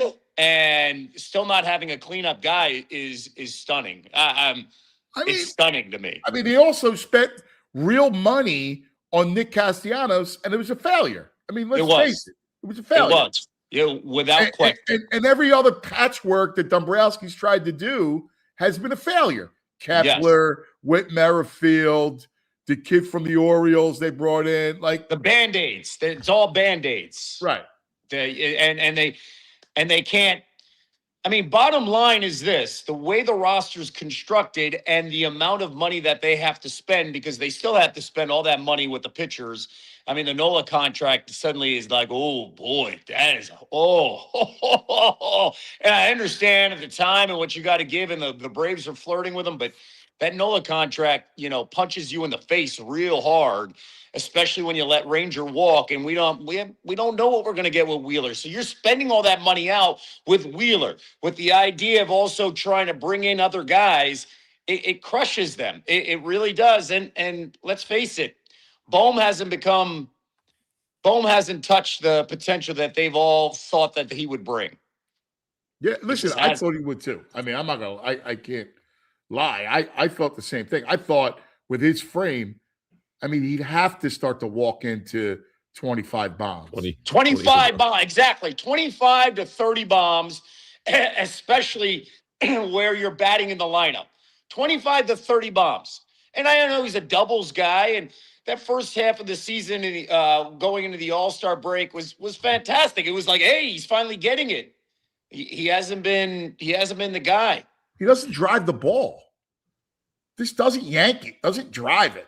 Yep. And guess what? Let's run it back. Yeah. Yeah. All right. So legacy is the question now. Yeah. So we got in this subject because there's a lot of people like VG that are anti-Bryce. So it got me thinking about where does Bryce rank as a Mr. Philly? Like, he's now a Mr. Philly. He's no longer a national. He spent long enough time here. He's embraced us to no end. I agree. So where is he on the pantheon of Mr. Phillies? Ooh, wow, that's a good question. I'm not anti-Bryce. I actually consider him a Philly, and he continues to say the right things. I mean, he has mastered the playbook on how to talk to Philadelphia fans. I mean, his recent quotes about, I think with the Bussin' Boys, where he's like, I wish I got drafted by the Phillies to be able to be around Chase Utley and Rollins and Howard. Like, I was like, he's saying all the right things. And by the way, like, I met Bryce during a This Is SportsCenter commercial. I was behind the scenes, and this is when he was with the Nationals.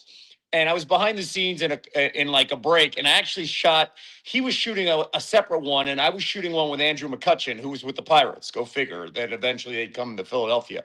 But like in that little room, it was a green room, and he's like, how come you're not in this commercial? I said, I'm shooting something with Kutch in the other room. And I, like, we were just talking about where we're from, and I told him I was from Philly. And this was the early part of the teens decade.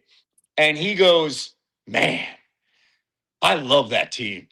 And he goes, I love the way Utley and Rollins play. I love everything about that team. I love who they are. And I said this. I said, Bryce, you're not supposed to say that to me. I hate your guts. I'm supposed to hate your guts. Why are you doing this? And like, he started laughing and all that stuff. And we had a good time. It was a good, like, 10, 15-minute conversation about Philadelphia and the Nationals and all that stuff. And I walked away never thinking that he'd wear a Phillies uniform. But eventually when he signed and all the things he said, I was like, it all made sense. He was genuine where there were no cameras and no microphones talking about his adoration of those guys. So I think that he is all in on the Phillies. Where would I rank them? It's hard because they haven't won. It's hard because they haven't won. Like, I think we view guys differently if they win. I mean, like, if Barkley ever won one, I think he'd be viewed in the top 3, right? But in an AI is an interesting one just because I think he communicated to so many different generations. And the renaissance of AI at post, everybody looks at him differently, right? Especially how he was, nationally, right? So real quick, Sixers. Let's stay here, and we'll go back to the Phillies. But the Sixers, to me, the 1, 2, 3 is Doc, AI, Charles. Like, I think people will say Wilt. I think obviously Doc is in the conversation as well. No matter what, I kind of put Wilt on another. It's a unique situation. Right? Like it's a unique situation on where Wilt was, the stage of his career, whatever happened with the Lakers, all that stuff. It's a unique thing. And also, let's add, he's from Overbrook. So he's like our guy, no matter what, right? Right. So you can make the case it could be Wilt, Dr. J, AI, or in whatever order, right? Some people then would say, well, if Barkley would have won, I think Barkley gets in the top 3. That's kind of how I see agree. it. I love Charles. So listen, Charles is my guy too. Yeah. I'm 100% with you. That's kind of how I think it's played out here specifically. And I guess I put Will. I just put him over here. Like Will was such a monster figure, and it was the Philadelphia Warriors. It was, it's just like you said. He's from Overbrook. Like he's almost his own separate category, right? Like it's such a unique thing. Yes. We didn't see him. But championships do play a role. Like they play a role. Like you can make the case if we transfer this conversation over to the Eagles. Championships play a completely different role. Like I think people view differently of Donovan McNabb if you won a Super Bowl, right? I think everybody would view him as the greatest quarterback of all time in the franchise history. I think you can make the case of that, but people are like, oh, no, he's never won. So he's dismissed. And that sucks. That's not fair. That we go in this title. You could even make the case that Lindros would be viewed differently if you won a championship, a Stanley Cup, right? Except here's the thing, though.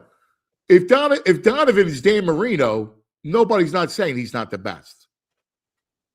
Like it's the truth. Like he's not a Hall of Famer, right? Like Jalen may not have huge numbers, but Jalen's a winner, right? Like so, if I'm going to go compare and contrast the quarterbacks, Hurts to me is the best quarterback in franchise history. So then now let's apply that to the Phillies, right? Look how people view Pete Rose, right? Won a championship. He's the reason why we won. A lot of people say Schmitty needed him. Right. Like he needed a kick in the pants in the 80 team, right? And how people view Pete Rose, even though I think big picture-wise, nationally, he's a Red. The Hit King's a Red, right?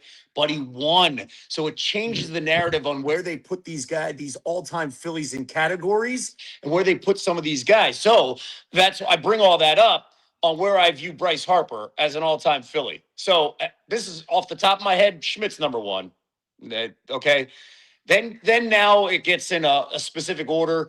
Whitey, Richie Ashburn's going to be there in a conversation. I think Lefty and Steve Carlton's going to be there in the conversation. You could put the Rollins, Utley, whatever order, Howard in that conversation. Utley will probably, for a lot of people, even though I view Rollins as higher because I think that team doesn't win without the heart and soul of Jimmy Rollins. So then that gets into that conversation. So if we do all that, Bryce is in the conversation of that top 5. The problem is that how do we view, if he won a championship in that 2022 run, we're not even discussing this. Like it's I agree. Done. I agree with your assessment. And here's the thing, like he had like big moments, right? So he had the Bedlam at the bank. He had that huge moment. So, he has that piece of it. But to your point, you got Schmitty, you want to put Rose, you got Carlton. Then you got the Jimmy, Chase, Peace, Ryan. Yep. I think everybody sleeps on Ryan's 4-year run. Unbelievable. Holy crap. If you look at that run, it's like that actually happened in Philadelphia. Yeah. I think it was on 06 to 10, and you're like, Jesus. Yeah. So he was like Lou Gehrig for 4 years. PG, it's unbelievable, and I think that's often forgotten when we tell the narrative of that 58 group pounds, of guys. like Schwarber, he has another one of those things. He's, he'll be in peace territory. Yes, you're 100% right. So, and listen, I actually was enjoying Schwarber's run because then I was like, that allows people to bring up, Ryan Howard did this. Yes. There's a generation that completely forgets and is just obsessed with Chase and Jimmy. They should be, but they forget that Ryan Howard was a monster. Just get me to the plate. You're so right. And the shame of Howard will always be he got blocked by Tomey, so he was up late, and he got hurt on the back end of his career. The Cardinals game, the Achilles. And it robbed him. It robbed him of a lot, 2-3 more years of really big productivity. So you know how we're talking about Bryce? I think people down the road will bring that up about Joel Embiid. If they don't win a championship, it's like, but holy crap. When you look at some of Joel's numbers too, the same way, like some of this stuff is like, oh my God, like in 10 years, they're going to be like, that guy played here and they were this close and he had that 70 some game against Wembanyama. Like, I think people forget because of a lot of other things, and then it jumbles the whole perspective and the narrative. And I think that we may be entering that category here, VG, on how you view Bryce. I think also. Go ahead. Is he in your top 5? I mean, you danced around it pretty good, but is he in your top 5? I did a little dancing. I did. Yeah, you sound like a politician. Yeah, but I think he was fair. Yeah. I didn't say I had. I've been arguing for Bryce the whole time, but I'm not sure he's in my top 5. I already told you that. And maybe that's not a knock on Bryce. Maybe that's just, hey, holy crap, those two teams were pretty damn good in '80 and 2008. Right. And I haven't brought up Roy Halladay, who I shoot, man, I got a soft spot for Roy Halladay. So like, I haven't even brought him up in what he did as a Philly in that little run. So it's tough. And here's a perfect example.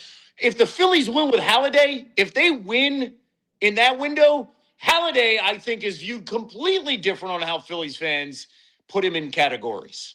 So it's not written yet completely on Bryce because they've got a window, and hopefully in this window, the next 2 to 3 years, magic can happen. The key will be, if we were to get a Dodgers series again, we got to muck it up the way we did. Yeah. And guess what? Our pitching was brilliant, and we did it without Wheeler. So we've got to muck it up again. And if we can get timely hits from other guys in the lineup, and we started the conversation, Shohei, they did a phenomenal job against Shohei, the Phillies pitching staff, a phenomenal job. It was the other guys. And I'm not talking about Mookie Betts or Freddie Freeman. I'm talking about the other guys. There were so many other guys that played a role in that series that just crushed us. Yeah, it's interesting because really nobody hit either team in that series. No. You know? No. It's so damn frustrating. Yeah. If Schwarber, Trey, or Harper do anything, but that's the problem. Because if you look at the Dodgers in every series, they didn't rely on their big three all the time. It was other guys getting hits. And for the Phillies, it's if you get past the top three guys, boy. Yeah, 2 innings later, we're coming back and hoping that we can just get further that rotation. Like it was bleak. Yeah, we need a Kike Hernandez.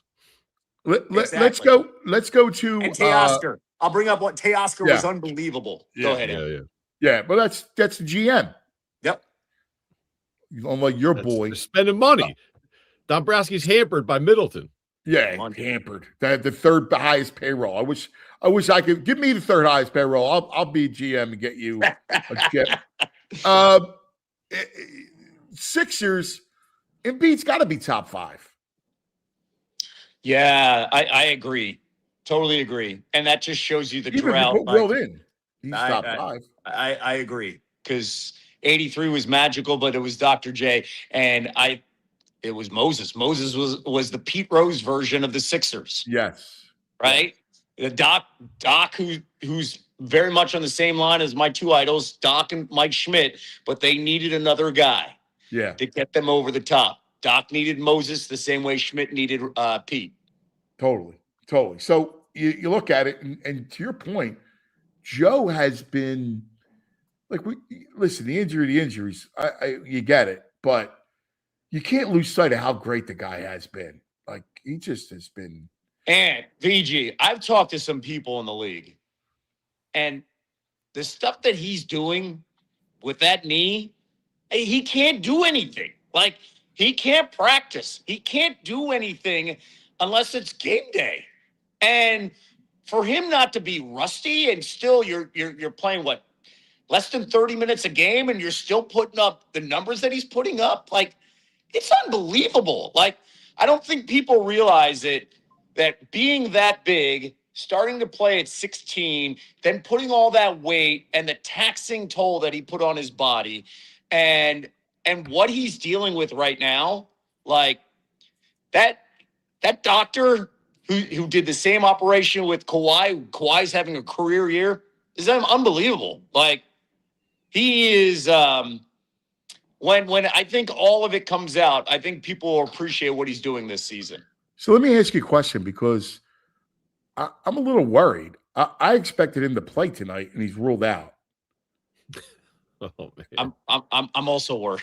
Yeah, right. I Like, say all that. Yeah, but like I expected him to play against the Knicks. Like I did. I thought, he was off against Portland, comes back against the Knicks. You're facing an All-Star break. All right. Well, he wasn't, and now all of a sudden they're playing Atlanta tonight after a long break, and he's not playing. I'm worried too. But you know what I'll also say? VG and I'd also say this. If he played tonight and dropped 35, I'd say, I'm still worried. Like, you're going to be worried because we're still not close to April, right? And we've been fooled here before in the sense of February, start to amp up. But in the end, the big picture is this. Can you last 5 to 7 games for 4 series? I don't have an answer to that. No, we kind of understand it. And the killer part in all of this is the Paul George suspension. That's the killer part in this. It's the 25 games. I guess I just thought he would play tonight. Like if they're underlying soreness or like what's the deal? There's a lot of what's the deal, man. Right, because I at least want a shot of hope. Like I don't expect them to do anything, but I just want him on the floor. I agree. So we focus on 0, and we just hope everything's going okay with him, and we hope that the rookie VJ got his legs back after hitting the wall. And he had fun during All-Star weekend, and he represented us. And you're just like, Tyrese and VJ, come on. That's the 1-2 punch that we can count on, and everything else, let's see what happens. All right. The last piece of the legacy is the Birds. Yeah. Oh, that's a good one. So to me, there's 2 that are lock legacy guys on the all-time, however you look at the all-time list. But Brandon Graham and Lane Johnson are 2 Your top 5, huh? Or top 10. I mean, Okay. I don't know where where they rank. I mean, Reggie, I'm just talking top 10.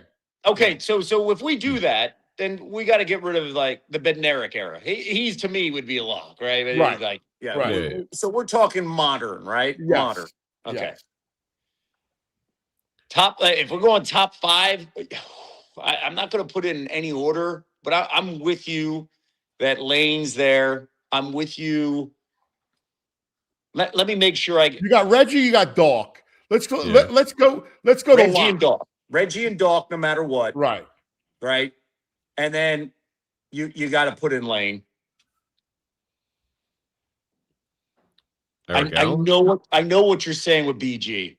To be honest with you, I would put McNabb in. Over BG? No. I'm just saying I would put McNabb in while we continue this conversation. Here's why. I would put McNabb in. Just understand my reasoning. Okay. I love Andy Reid. There were 3 of those NFC Championship games where you went in and you were like, what the hell is going on? Why is he throwing to these 2 guys at wide receiver? And I think he put way too much on McNabb. You had Westbrook as that, extra receiver. McNabb was a completely different player when he had T.O. That 1 year, it was like, holy cow, this is it. And I always felt like, hey, listen, and Donovan should take some responsibility too, that there were some games where you're like, or some seasons you're like, ugh. But there was that run where Donovan was so special, and I always felt like it was too much on Donovan. And I think Andy figured that out in Kansas City a little bit. But then there's still some tendencies where Andy's like, we could still win with these other wide receivers, right? But I don't know. You're right. I half agree with you. I agree with you that he was spectacular with T.O. Spectacular. But man, he had a lot at his he had a lot at his disposal. He had a great O-line. He had great running games, and ultimately it was a shorter career, right? Let's go through it, right? He's great in 01, right? Now again, through defense, he had a really good, he wasn't took the like league he by was storm. throwing Yes. 50 touchdowns, like Peyton Manning, right? He wasn't doing that. He took the league by storm in 01. No one expected that, right? Because it was like, oh, wow. And he ran the ball. Yes. He didn't. Then he had 01, 02. He gets hurt, comes back. He was horrible in that championship game against Tampa. He was. But they had Barry Gardner back there at linebacker. Okay, but they didn't score. I thought Andy was completely out. I agree. I'm not blaming Donovan for the whole thing, but he was horrible in the game. Yeah, horrible. Yeah. They couldn't do anything. Carolina's the ribs. Remember the ribs? The Carolina is Deshaun Foster, right? And but they didn't score. They didn't score. I mean, they lost. What was it? 10-7 or whatever it was. 12-7. But they had Todd Pinkston and James Thrash. I agree. I agree. I'll give you the alibi for him, even though he was bad. I'm not giving the alibi against Tampa. He should have been better against Tampa. He was bad. Bad interception. Bad. Very good defense that had 4 Hall of Famers on that defense, by the way, the Bucs. He was great in 04. 05 was the disaster. 06 was Garcia. Yeah. 07. 08 was 08 was the Cardinals. They lost the NFC Championship game, and he had the lead in that game. It was the defense that blew that in the fourth quarter against Kurt Warner. Right. Jim Johnson, the blitzes didn't get home, and that was the year he was iffy, right? The year again. Remember, he gets benched for a game. Yeah. He threw 50 times against Cincinnati, right? Didn't know it was a tie. Yeah. Right. Yeah. And then that's his career. That's it. Whereas Hurts is money, man. In big moments. Yeah. I mean, without question. Yeah. Here's the thing about Jalen. I could pick out 10 Jalen Hurts moments compared to Donovan moments. I think Donovan was bigger, had a cannon for an arm, but I think Jalen has to, we talk about the Jordan gene a lot. Jalen's got way more MJ gene. It's why if I'm looking at the pantheon of quarterbacks in this town, Randall had more talent than anybody. But Randall was a superhero. Randall was ridiculous. Physically. But no coaching. So let's go to modern era. It's between Donovan and Jalen. Yeah. And I give it to Jalen because Jalen's money, man. So I see your point. I also think it's hold on for a second. I got a puppy here who's up to no good. I'll tell you what. Sit tight. Yeah. You got a minute or you got to run? No, I'm good. All right. Let me take care of some business. I want to have Sielski join the conversation with us too. All right? That should be fun. We'll have Mike join it because having voices like you got, I love this. I absolutely love it. So we'll do a good 4-box. But first, let's take care of some business. Let me tell you about Parks Casino. Dude, Parks Casino. Here's what they got going on. VG, how about the Gene Simmons Band coming July 24th? Gene Simmons from Kiss. Then you got the Dice Man on May 16th. You got All McCartney Live, tribute to Paul McCartney. Tickets still available for Tracy Morgan on March 14th. Cheap Trick on April 3rd. April 18th, Melissa Etheridge. The Wallflowers on May 14th. Australian Pink Floyd, August 29th. Grand Funk Railroad, November 13th. I mean, all summer long into the fall. ParksCasino.com to buy tickets for all these incredible shows. This is how you win. Got to be 21. Gambling problem? Call 1-800-GAMBLER. Attention homeowners. It's time to make your home work smarter, not harder. With a TrueMark Financial home equity line of credit, you can tap into your home's equity to handle renovations, upgrades, or whatever's next on your list. Do a man cave, pay off some high-interest debt. A TrueMark Financial HELOC Select gives you the flexibility to borrow when you need it on your own timeline. You start with a revolving line of credit, use only what you need, and when you're ready, you can lock in all or part of your balance at a fixed rate for those predictable payments. You only pay interest on what you use, and as you pay it back, that credit becomes available again. No reapplying, no extra steps. With competitive rates compared to most unsecured loans and flexible repayment options, this could be a smart move for your home and, more importantly, your wallet. Learn more about TrueMark Financial's home equity line of credit at TrueMark.com or stop by one of their 24 branch locations to get started. TrueMark Financial, they are federally insured by the NCUA. They are an equal opportunity lender. NMLS 404938. All right. Here he is. Let's get Mikey up here. We got Kevin. All right. I'm sure we'll get a $4 get VG back. But welcome to the show, Michael. Out. Leave VG out. He was at the PCL semis last night, and he didn't say hello. He snubbed me. I got snubbed. Keep him off. You got snubbed? I got Kev, snubbed. you hear us, Kev? I can't hear Mike. No, I can hear you, but I can't hear Mike. Oh. He's better off. Wait. Jules, we got to make sure that Kevin can hear Michael. All right? Testing 1, 2, 3. No? Damn! I wanted this exchange. Do you want me to call back? Jules, advise me on the phone. Should we have Kevin tell Kevin to leave and come back? Yes. All right, come right back, Kevin. All right. You got Good. it. I can make fun of VG. Man. I can make fun of VG in the meantime. Yeah, well, how about it? How could he possibly snub you? Well, I'm sitting courtside. You know, I'm there. It's the best night of basketball in the city. There was more juice in that building last night than there's been. Forget any college game in the city this year. Any Flyers or Sixers game. It was crazy, and the games were amazing.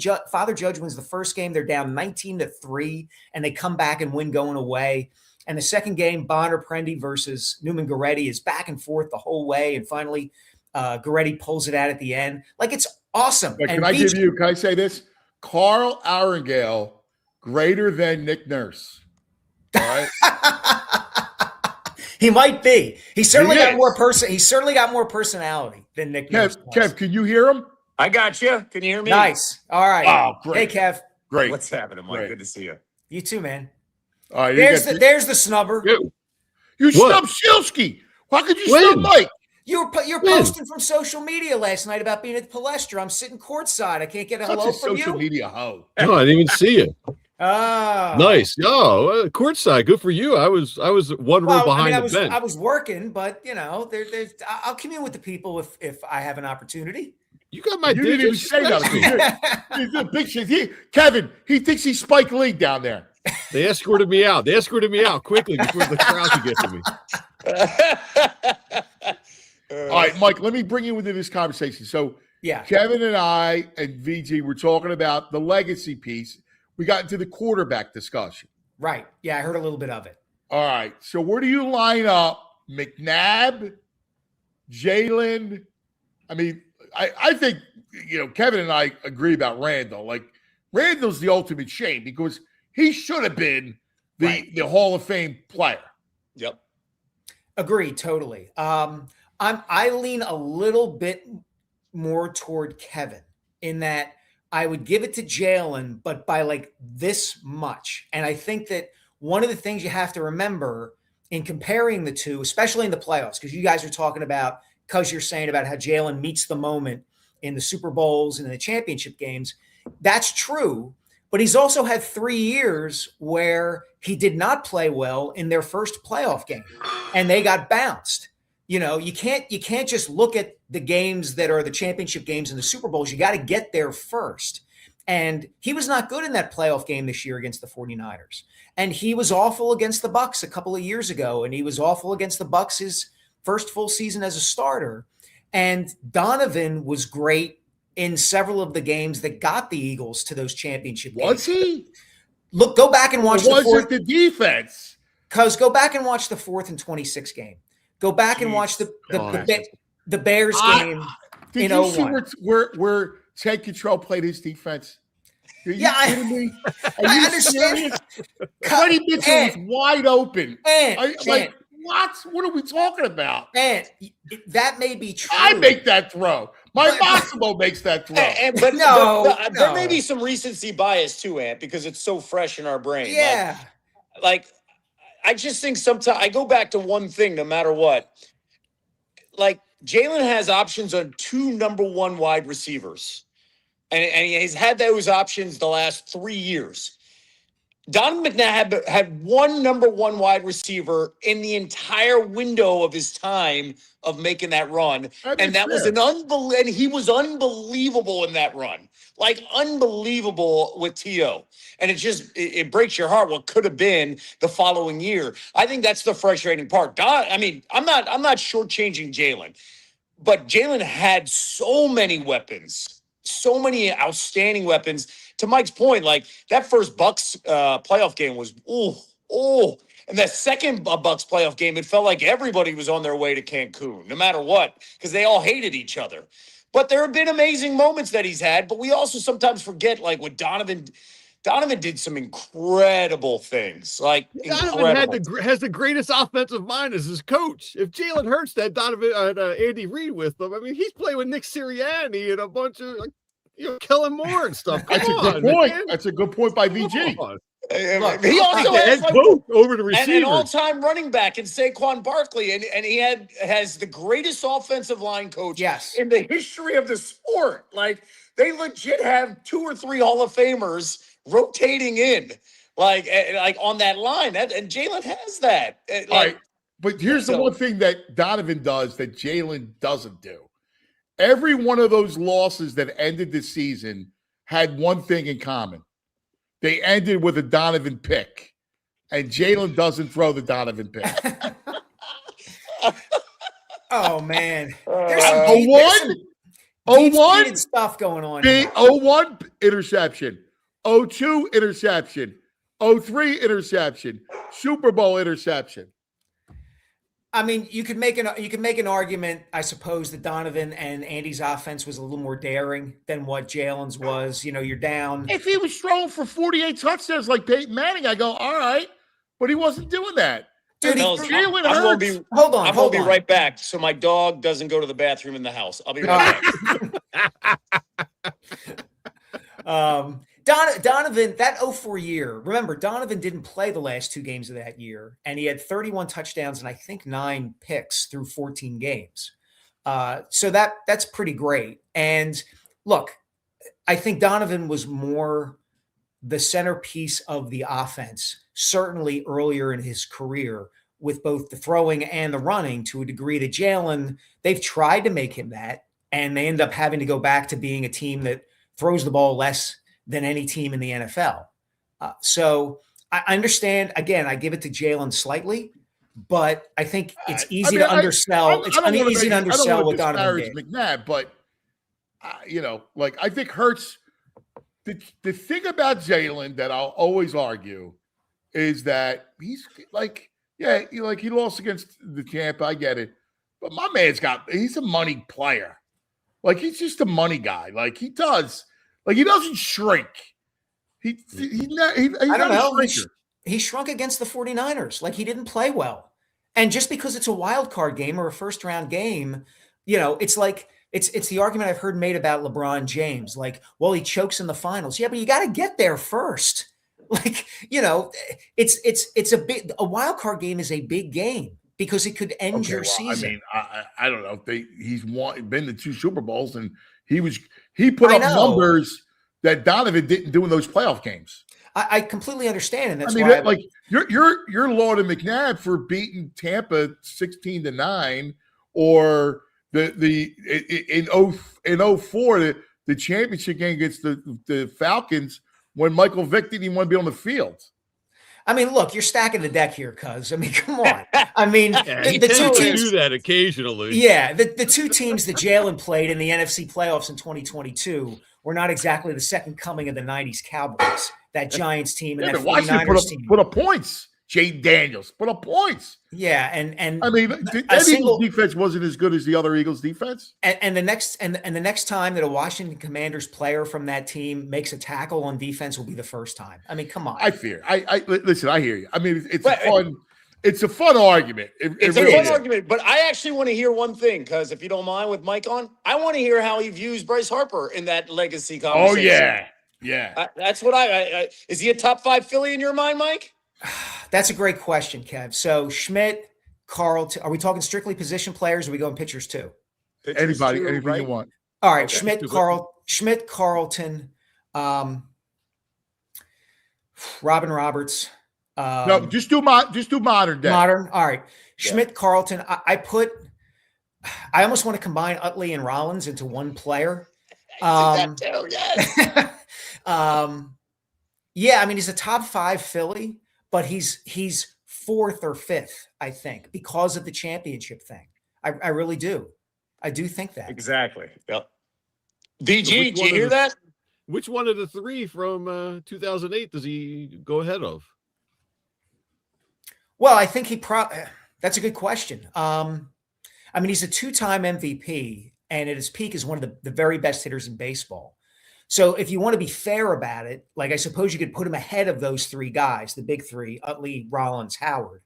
But the fact is that at their peaks, those guys were incredible players in their own right, and had the kind of clutch moments that Anthony's talking about that deliver a team a championship, right? Like Jimmy in the bottom of the 9th against the Dodgers, and Howard in the World Series against the Rays, and then again against the Rockies the following year in the wild card, and Utley in 09 against the Yankees, hitting 5 home runs in a World Series, and big hits, big home runs throughout 08. So, some of it just, it's like how you have to kind of think about it mentally, right? You're always going to group those 3 guys together. So are you going to slot Harper between them, or above them, or behind them? I would put, of the 3, because it's interesting, but I would put Jimmy at the top of the 3. I probably would too. I agree. I would, without question. That guy changed the entire. I think the way he brought the juice in 06 and 07 and 08, and how he called everybody out, and everybody can shield themselves around him. That team needed his attitude, no question about it. And listen, it's amazing though, because if the Phillies win 2 more games in 2022, considering what he did against the Padres, right, considering that home run in Game 3 against the Astros, I think that he goes to the top right behind Schmidt as the number 2 Philly of all time if they win those 2 games against the Astros up 2-1 in the series. I agree. And if you think about, let's just stack Harper versus Utley. Okay. All right. I would probably not to interrupt. I would probably put Harper above Utley. Yes. I think I would. And here's why. Here would be the tiebreaker. If you remember, Utley broke his hand. He got hit by a pitch by John Landon. I think it was 07. Yeah. And the Phillies survived without him. They did. Those teams could not have survived and been what they were without Jimmy Rollins or Ryan Howard to the same degree, I think. That's a great point. That's a great point. I think you're spot on. And if you just compare as great a player, I mean, we forget, like, Bryce goes to first base and becomes like an elite defensive first baseman. Yeah. Yeah. I think we take that for granted. I think we just move on and be like, yeah, of course. Of course, why not? I think that we just move on from that. But I also think him going to first put the Phillies in a position where it was like, they had to change their entire approach. Because you bring out a right fielder, right? And you can't move Bohm now to first. and then you can't find a third baseman, right? I thought taking Bryce out of right field changed how they approached everything from there on out. And I think it played a huge role on the roster building. They asked him to go to first, though. Like that was as a was career Dombrowski. extender, right? Like he because he was throw the hurting ball himself. Yeah, couldn't throw the ball from right field. So I'll ask you, Mike, because Kevin and I and VG we were arguing about this. The elite stuff, the reaction to Dombrowski. Where are you at with it? I see this in the way this makes me think of The Last Dance and all those anecdotes we heard from Jordan and the meme of, I took that personally, where like Jordan's making up stuff that he can take personally so that he can find motivation, right? Whether it's Krause, whether it's LeBradford Smith, the slightest sort of thing. Now, that doesn't mean what Dave Dombrowski said was slight, but it does seem to me that I don't mind that if Bryce Harper and Dave Dombrowski don't particularly like each other or Bryce Harper resents Dave Dombrowski. That's fine with me. This is baseball. The 77 Yankees were 25 dudes, 25 cabs, and they were one of the greatest teams of all time. Like, you don't need shiny, happy love all the time. Certainly not between the star player and the general manager. So if this motivates Bryce Harper to have a great season, all the better for the Phillies. If he's playing with a chip on his shoulder, all the better. I don't know whether Dave Dombrowski intended to do this or not. I can't climb inside the guy's head and heart, but it may very well work for the Phillies because it may get Bryce Harper saying, I'm going to show this blankety blank blank who's elite. Yeah, maybe Krause would get somebody hit behind him. I mean, that'd be nice. Yeah, and you've talked about that with Dave Murphy before, that, over the last few years, there's a good case to be made that Bryce Harper's been better at his job than Dave Dombrowski has at his. And, that's absolutely a fair case to be made. Tell that to VG. They both can be right. Dombrowski can be not great, and Bryce can be not elite and super sensitive. I think most superstar athletes, with certain extent, are super sensitive. I think that's just the way. But he plays it off like he's not. He plays it like he doesn't care. I don't even know about this elite shirt. Someone just gave me. I'm not going to say anything about the brand. Look, he clearly hears this stuff. There's a reason he wears Fanatic cleats. I mean, he is very aware of his status within Philadelphia and the fan base and all of that. He clearly hears all this stuff. All these guys do. So, yeah, he can play that off all he wants, but he just doesn't want to have to answer the question. He knows what he's doing. He doesn't. All right. It's the first time he's been critiqued here. Let's tackle the. Yeah, it is a good point. But I team Bryce all the way. All right, let's tackle this. I have these superior minds and VG. I love my boy. I want to get to this, and I want to talk birds. All right, so I want to talk about what your approach is. Now we're shifting offensively with this whole thing. I think Howie's going to do something big. I think he's got lots of moves that he's looking. I may or may not have been texting with him this morning. And okay, you got more information. No, it's just in general. It's a good thing. It's a good thing you don't work for the CIA or you're not a spy or anything like that, because it would take like less than 7 seconds of you being waterboarded to give up all our secrets, man. Yeah. No, I would. First of all, I believe in Omerta when Omerta counts. Right. Okay. Like I'm not ratting. All right. That's all right. sure. I got you. So I start calling you Paulie. Yeah. No rats here. All right. Joey would be upset. Yes, he would. No more cheesesteaks. All right. So here's the deal.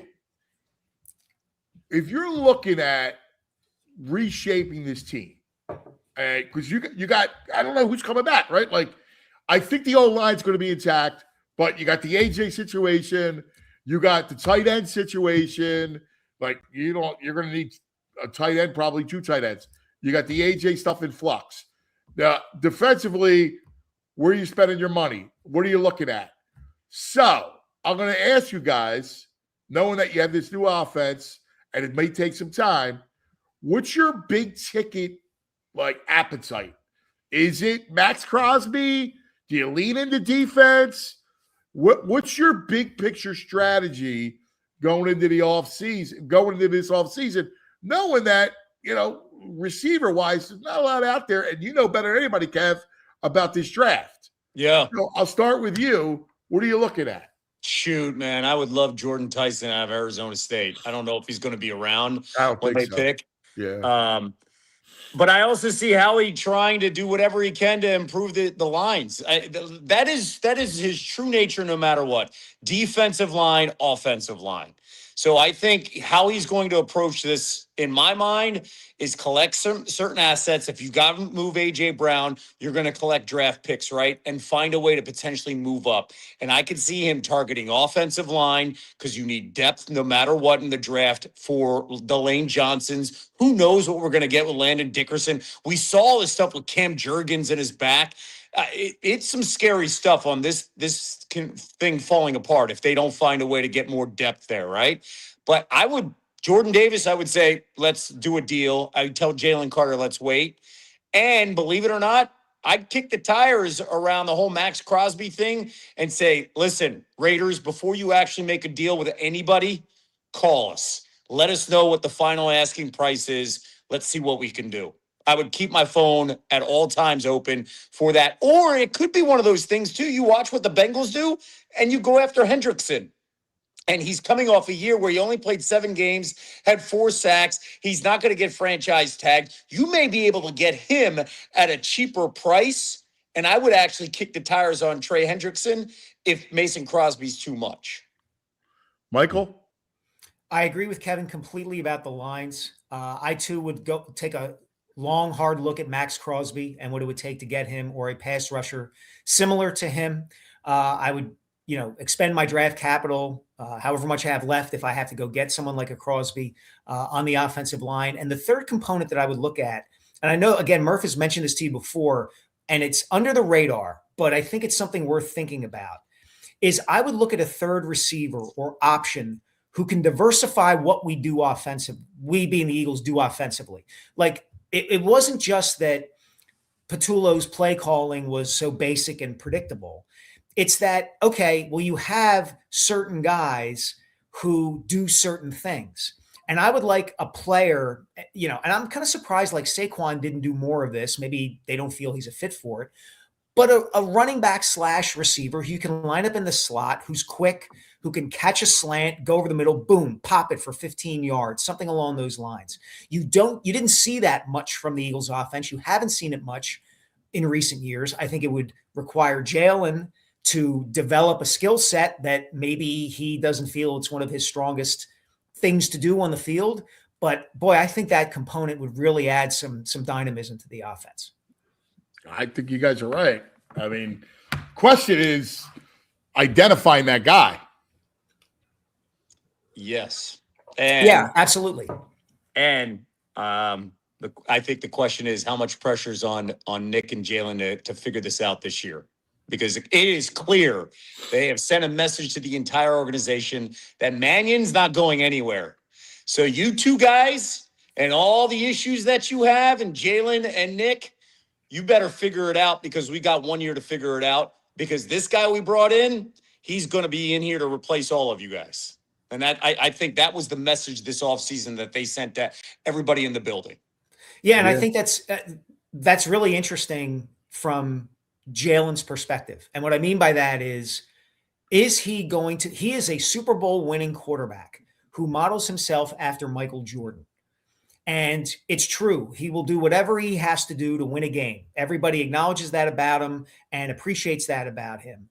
But what if he's asked to do these things and says, I don't particularly want to do them. B, I don't think they fit in my skill set and my strengths, and therefore figure something else out. Is the fear of, hey, we will move on from you enough? Or is he going to sit back and say, I don't have to worry about that. Like, they can trade me. I'll go somewhere else and play quarterback somewhere else and play for a play caller who can fit what I do. That's an interesting, and I'll add to everything that Mike just said. He saw that play out as a young quarterback with the Eagles with the previous quarterback, Carson Wentz. Carson said, I'm not doing anything. I'm not. Find a way to find me a new place. I'm gone. And I think he gets to that point where he's like, well, you can't say it's going to be unprecedented because it's been done before and I was on the roster.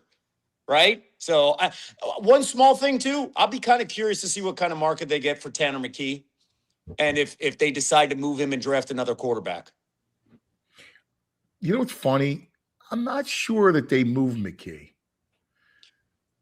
I agree, but I'll bring up one small thing. A team like the Steelers, yes, who have no idea what they're doing, yes, and like at quarterback, right? And if you look the last like 8 years, they have swung and missed constantly at quarterback. Mike McCarthy may be like, you know what? There's something I know right there. I'm going to go after it. I can develop this guy. I'm going to give them a call, and you can get a maybe. I don't know if you get a day 2 pick, probably get a day 2 pick in the 3rd round. I'd be kind of curious if the Eagles try to say, hey, do we need to do this to collect assets? And I'm talking about collecting assets to do whatever they want to do on draft day. Yeah. Yeah. I mean, listen, I think you'd have to get more than a 3 for them to part with McKee. And I know that the game, he didn't play well in that one game. I mean, he's playing behind a backup offensive line. It's interesting. The Crosby thing is fascinating because I respect the guy. He's a Mr. Raider, and the Raiders, he loves it. But if you're going to go, you got Mendoza, they're not ready to compete for at least a year or 2, right? And it's no guarantee. So if you're Crosby, you go, it's either now or never. I'm 28. I got this is my prime coming up. 4 big years. I know he does like Philadelphia. I mean, that's real. He said it publicly, and I know that he and Lane have exchanged texts, right? So and the one area on that defense that is thin is edge. They're so great in the middle. You add that kind of talent, I mean, you can lead your defense and take down your offense. And you add a Crosby, and there's a trickle-down effect, right? All of a sudden, Jalix Hunt and or Nolan Smith is not your number 1 pass rusher anymore. All of a sudden, they're your number 2 pass rusher going against a weaker tackle or a weaker guard or whoever. And all of a sudden, your pass rush becomes that much better. Your jailbreak. Yeah. And let's not forget that the Eagles were interested in Myles Garrett. They kicked the tires as much as possible, and they were like, we need a bona fide superstar at that position. So Mason Crosby's the guy that's available. And don't count Howie out. That's why I bring it up, that Howie's message to the Raiders should be, whatever you do, go find out your market, come back and tell me what it is, and we'll find a way to make a deal. Sorry, cuz one last thing. I just wanted to piggyback quickly on what Kevin said about the Steelers.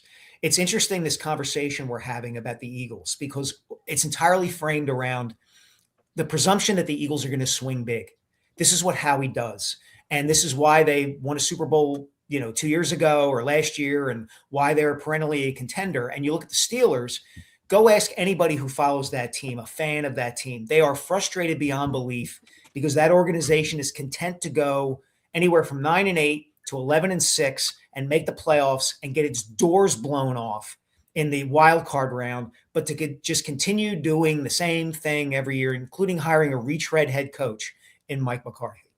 Yeah. Yeah. I don't understand that. That's the craziest move all season. I know. To be honest with you, I actually think it's a good move because you want to know what the Steelers had. Mike McCarthy is a very good offensive mind. And he develops You cannot deny what he's done with Dak. He has made Dak a star, right? And I actually think it's a very good move when they're like, we have to win offensively. Look at all the things that we have. Let's find stability. This guy respects this organization and what we do. The problem with the Steelers, I think, has been they cannot develop guys offensively. And I think Arthur Smith was really not a good offensive coordinator. I didn't understand why he kept on staying there, and they kept on doing the same thing. And you brought up the Steelers. There was one trade scenario of McKee going to the Steelers for Nate Herbig. And I was like, oh, because Herbig's behind the guys that they're paying. And Watt and Hayward. And I'm like, you can find some value there with a young guy a controlled asset on the defensive line.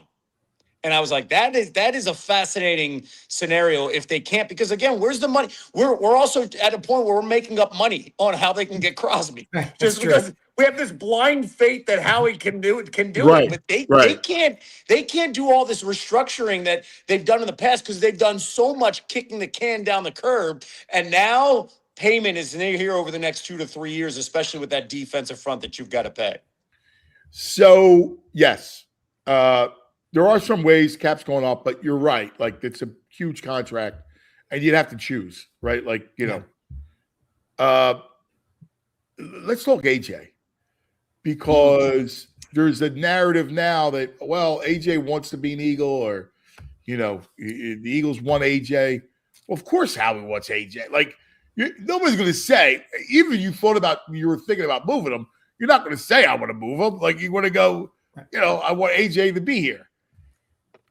What happens here? Like, this is a fascinating kind of thing when we look at the offense and we look at what it's going to be with Mannion and like under center, and you're going to need your receivers. So what happens, guys? I may be totally wrong about this. I think he stays. I think for all the noise that came out last season about him wanting to be moved, and there was a story on Bleeding Green Nation, I think, by Joe Santaliquido that quoted sources saying that AJ requested to be traded during the season. I think AJ's, as we all know, not breaking any news here, pretty emotional, kind of mercurial guy. When he's happy, he's really freaking happy. And when he's not, he lets you know. And I think by the time we get to the point in the offseason where these things are happening, I think maybe it's me. I don't think I don't think Howie Roseman and the Eagles are waking up every morning saying, is today the day we get rid of AJ Brown? No. They're not doing that. They went and got this guy to win them championships and be a great player. And so far he's done that. And they're not just going to get rid of him. I think the distraction aspect of this whole thing has been overstated. I don't think guys within the locker room resent him much, if at all. I think they like him and respect him. And is it a distraction? Yeah, I guess so. But the trade-off is he's generally an elite wide receiver who helps you win games. So if somebody knocks them over with a trade proposal, that's one thing, but I don't think they're going out there saying, like, we got to get rid of this guy to open things up to do other things. What are they going to open up and get that's as good as what they have in AJ Brown? Yeah, to Mike's point, that they are, especially with the value of AJ right now, it's at its lowest point of his career. Right. So you're not going to get a first-round pick unless you're on the phone with the Bills, who are super desperate, or on the phone with the Broncos or the Patriots. Those are the three teams where I'm like, they need to help their quarterback. And if they get a ton of pressure, and we're talking about all three of those teams that would have 20s type of picks in the first round. And if their guy's not on the board, maybe you make the call. My thing with AJ is this. I completely agree with Mike that Howie's not waking up to move him because they need him. They need him for this offense to succeed, right? And AJ's emotional. He goes high and low, but he's beloved in that locker room by many, many guys, right? He doesn't mean he's not one of those mean dudes. Right. He's not T.O. Yeah, exactly. He's not looking for a fight. Donovan. Right. The issue I may have with AJ is effort. You can complain about not getting balls. I get that, because that is in the wide receiver DNA, and I actually want that in our wide receivers. My concern is that, are you finishing blocks? The last time we saw him, are you making the effort to get the extension on the catch? I am concerned about that do you go straight into that mode after one or two games in this offense, and now, oh no, that just basically stays over the team at all times. I'll be curious about, if he does stay, the interaction that we see with him and Jalen. We may not see it, publicly. We'll have the leaked reports and the interaction that he has on the sidelines with Nick, because Nick is here at all times as well. And AJ's here as well at all times. And you got your quarterback here at all times. And no one's here. We need all three to be here at certain points in games. And we don't have any of that. That's a great And that's point. my biggest concern when things hit the fan. Real quick, Jeff McLean just tweeted this out that we all and we're expecting. Lane Johnson just told him that he's officially returning for a 14th season. So we all expected Lane to come back. Jeff confirms it just now. And look, this whole thing of let's go. Let's kind of bring as many people back. Back. The only person that I'm still upset about is losing Stout. Yeah, and it sounds like that came down. I mean, I don't want to say just a personality, but certainly some ego, at play there. I mean, let's be honest. Everybody loves Stout, and Stout knows how good he is at what he does. And it sounded like Stout wanted to be treated a certain way. And that's totally understandable. And sometimes things like that are kind of unavoidable when, an organization wants to go in a different direction. And a guy who's really good at his job says, you know what, that would cause me to get me out of my comfort zone or what I'm really good at. And so, no, thanks. It's a shame because he's a great, great coach. Yeah, I agree with all the things that Mike's saying. I think Stout deserved more respect. And I think he took the high road across the board all season long. And I feel really bad for the guy that they're bringing in because I think he's actually very talented, the Vikings coach, and I feel really bad. And I think the minute you see any leakage with this offensive line, or the minute you start seeing some frustration from this offensive line, I think all eyes will go to Nick Sirianni on how did you let this happen? How did you let that guy get off the building's property and say, I'm done? Like that to me plays a huge role here as well. It is wild to think that coming off the Super Bowl where this team was 12 months ago, and then it's a full back to reset where we were 24 months ago, where we're on Nick watch. And that's not Philadelphia fans. That's not Philadelphia media. At a certain point, there's a personality that's driving this boat, and it continues to go this high wire act, and he's got to figure this shit out, man, emotionally. He really does. Well said, man. Well said, Kev. It's the truth. I mean, it's going to be on him. Look, you're still, even though Mannion's here and Grizzard and Grizzard and all those guys, it's still he's still the director, right? Like, you're the CEO. So and don't say anything to Vic Fangio. Like, don't go in his room. All right? Let's just enjoy the year with Vic. Yeah. That's all I want. Right, Mike? It's so interesting, Kev. I'm thinking of, hearing you describe, and you're 100% right, but I'm thinking of like Belichick and Brady, and I'm thinking of Andy and Mahomes, and how much of the stability that those pairs had was due just to their inherent greatness, right? You're talking about two of the best coaches, two of the best quarterbacks of all time, if not the best. But you're also talking about two quarterbacks. You're talking about two head coaches who were like you described Jalen, like kind of like this, right? It's the duck where you don't see the paddling underneath the water. And then you have two quarterbacks who are so good that even if your team's talent takes a dip in a particular year, you're still going to contend because Tom Brady and Patrick Mahomes are that good. Mm-hmm. And that dynamic with Nick and Jalen isn't quite there because Jalen isn't quite that quarterback. And Nick not only doesn't have the personality, the flatline personality of Andy or Belichick, he doesn't have the defensive or offensive acumen of those guys. Yeah. Nailed it. You nailed it. If I have to fix something, I'm going to fix something, right? And it was exposed even more in the final 6 to 7 weeks where he said, I'm going to play a bigger role in the offense, and the offense never made the jump, right? Like that. And I talked about this multiple times. When you do not have a head coach who has a difference maker as a schematic advantage, right? Where it's like, everything's falling apart. Let's get back to something I know as our baseline. And you don't have that, you're going to be in a free fall. And that's what we've seen in those 2 seasons where they free fall 10-1 and what we saw last year. Yeah. Mm-hmm. That's well said. Let me end with this with you guys. So as we look in this dead period of time and look forward, there's going to be a surprise, both good and bad. Like something's going to happen that we're not going to like, and something's going to come out of nowhere that we go, wow, and it's going to mean something. So I'm going to pose this to you guys. Let's start with the bad. That something is going to happen that it's going to catch us by surprise, and it's not going to be good for us. VG, I'll start with you. What is it? Embiid's knee. Done. Oh. Wow. I mean, don't think I didn't think about it. The fact that he's sitting tonight. The fact he's not playing tonight is not good. I hate the fact that he's not playing tonight. Now I'm back to worrying. Michael, what's that? What is that? What's the thing that we're going to be blindsided by? Oh, blindsided.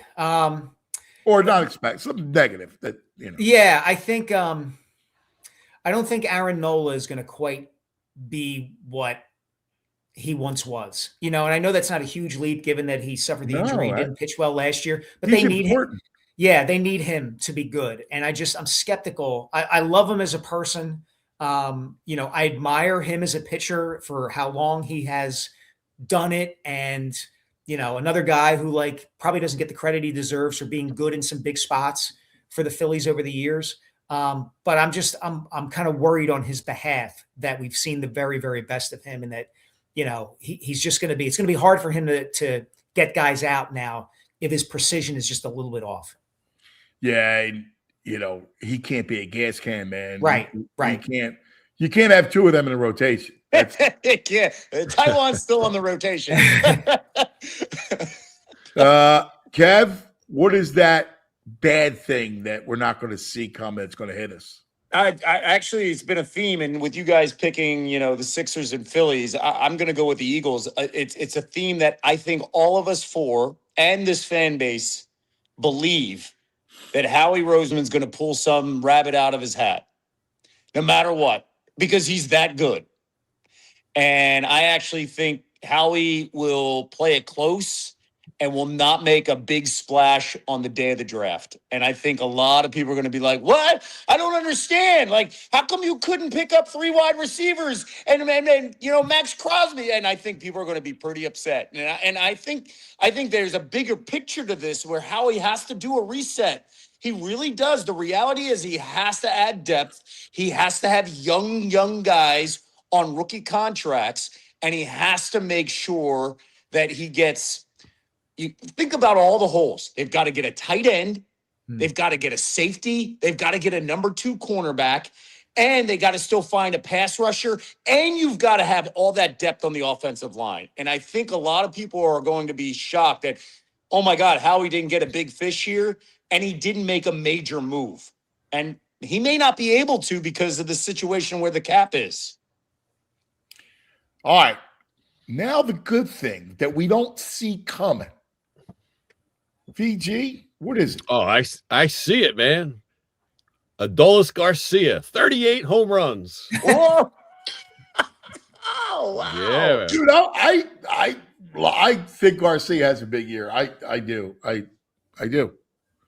I think Dombrowski's going to get lucky by Garcia. My man knows what he's doing. I think he's going to get lucky. I taking him out of that air-conditioned park, putting him here, you know, off a bad year. I think he comes back with a big one. I'm with you. He's got legit power. He's jacked. I feel you. All right, Kevin, what is it? What are you seeing that's going to uplift us that we're not expecting? I think Painter's going to be pretty good. And I think Crawford is going to hold his own, and it'll give us hope. I really, really think that's going to happen where it's, and I'm not saying like all of a sudden Crawford's going to be rookie of the year. Crawford's going to give us hope to the point where we're going to be like, how come we didn't give him some time in September? Right. And I think Painter's going to hold his own, and he's not going to be dominant, but he's going to hold his own in his spot in the rotation. If his ERA is under 4, it's going to be better than Nola. And it's going to give, I think, this team some hope after Sanchez and Luzardo. I love it. Nice. Michael? Can I go outside the big 4? Do whatever you want. I think Villanova makes the Sweet 16. Wow. I think that is the underplayed story in the city right now. Willard. It's how well that team is playing, how good Kevin Willard has been in his first season, what he's been able to do to kind of freshen that program with new faces and get them playing well at the right time. I think they make it to the Sweet 16. Well, that's a great one. And you're right. Like it is a hugely underplayed story. And quite frankly, I lost my luster when Jay left. I mean, I love Jay. I love that dude. And it was like, that was tough. I'm a big Fisher guy. I mean, we had him on the show. I wish they were in a different league, Kev. I agree. You know what? You guys are going through the diet version of what LaSalle went through in the mid-90s when they moved inexplicably to the Midwestern Collegiate Conference. Yes. And we're playing Wisconsin Green Bay and Loyola Chicago, and just it sent the program into a death spiral that it has never recovered from. Right. And to be honest with you, I think Fish is doing he's I know they lost again last night. He is doing so much with very little talent, and the guy coaches his tail off. And I actually feel really bad for him. Yeah. I have no doubt. I'll tell you what, you guys, VG knows this too. At the PCL semis last night. Oh, man. Derek Morton Rivera for Father Judge. That kid's a stud. Dropped 27 in the semis against Wood. I mean, literally brought Judge back to win that game. And, you better Fish better hold on to him. That's the key. Better hold on to him. That to the point where the way basketball, you can make an impact, Mike, to the point where I'm like, you know what? The football money, let's slide it over to basketball and let this kid not go. Because one kid can make that big of a difference. Yeah. You're 100% right. Yeah. Like, I saw the highlights last night. I was like, oh my God. Oh gosh. And then I started panicking because I'm like, we're still 8 months away from next season. We need to make sure he doesn't leave. Yes. Yes. You better shove him in a phone booth and lock the door or something. Yes. And I'll piggyback on one thing, Ant, with what Mike said about Villanova. I think this tournament is going to be so freaking special. It's going to be, I think, one of the best tournaments we've seen this century because of how deep it is. You can make a case that there are 12 to 15 teams that can get into the Final Four. You can make a case that the Big 12 could have 3 or 4 teams, and they won't even win it because Michigan's that good. Like, there are so many storylines in this tournament. It all comes down to where you are in the bracket in your region. Because you could have a deep run or you can get knocked out in the second round and you are a championship type of team. That's how good I think this tournament's going to be. I think you're right. I agree. College basketball has been great this year so far. Yeah. It's insane. Great. I absolutely think it's fantastic, and that all the people that just say I only pay attention in March are going to come back around and be like, I had no idea. Like, these games are going to be. Well, it's better than the NBA.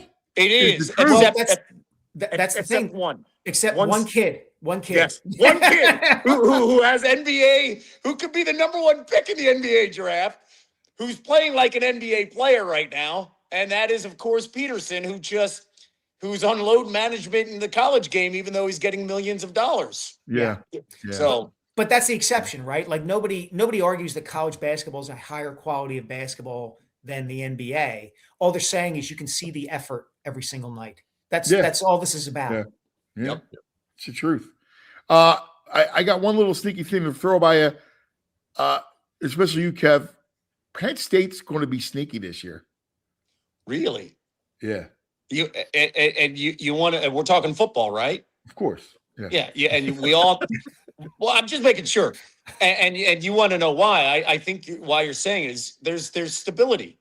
Yes. He's won at Iowa State. He brought in nearly, I think, 20 guys. Yes. You have a quarterback that you can trust. Yeah. He understands what, and literally, if you win after the late hire, if you can win 9, let's say 10 games, and then get your own recruiting class with the Penn State money, they're back on track. Yeah. They're literally back on track. Exactly. And I kind of see that as the road path. Yes. Now, listen, I love Rocco. I love his dad. Like, Rocco's also a little bit of a roller coaster. Yes. Rocco will give you moments where you're like, whoa, listen, we're going to go undefeated. And then all of a sudden you're like, why the hell are we losing to Purdue? So just understand that experience. Yeah, I'm really close with Anthony, so I follow Rock. I love the kid, man. The kid's he's all heart. But you're right. Your assessment's right. How long till football? Boys, I mean, you guys are the greatest. It's so much fun, man. I mean, I can do this all freaking day. I just love talking to you guys. You guys go outside, touch the snowy grass, cuz. Come on. Yeah. You guys are legends, man. This was a hell of a lot of fun. It was great talking to you guys. Thank you, brothers. It's good to see you, Kev. Thanks, guys. Good to see you, Mike. Thanks, brothers. Cuz, thank you. VG, appreciate Love you, you. brother. See you guys. Love you guys. There they are. Two legends. They are great. Great show today. Great guest. Pat. I mean, the only thing missing was, Pat, right? Like being there. Yeah, man. Anyway, we got to go back in the day. What do we got?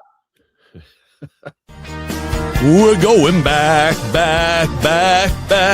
We're going back.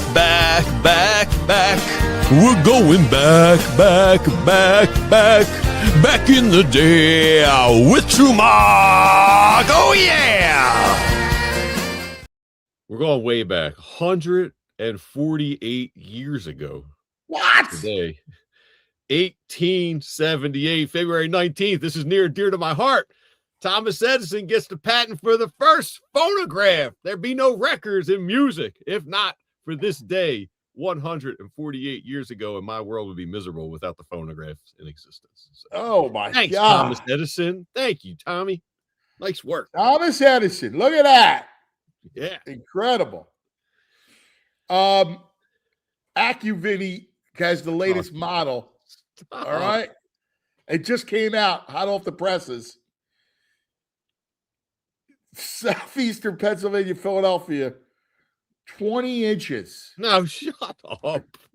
What model South is this? Shore, 23 inches. No, dude. He's a Colombian model. What's he in? Europe? Is that the European one? That's the U.S. model. The U.S. model is saying 20 inches on Sunday and Monday. Block him. Hey, that was fun.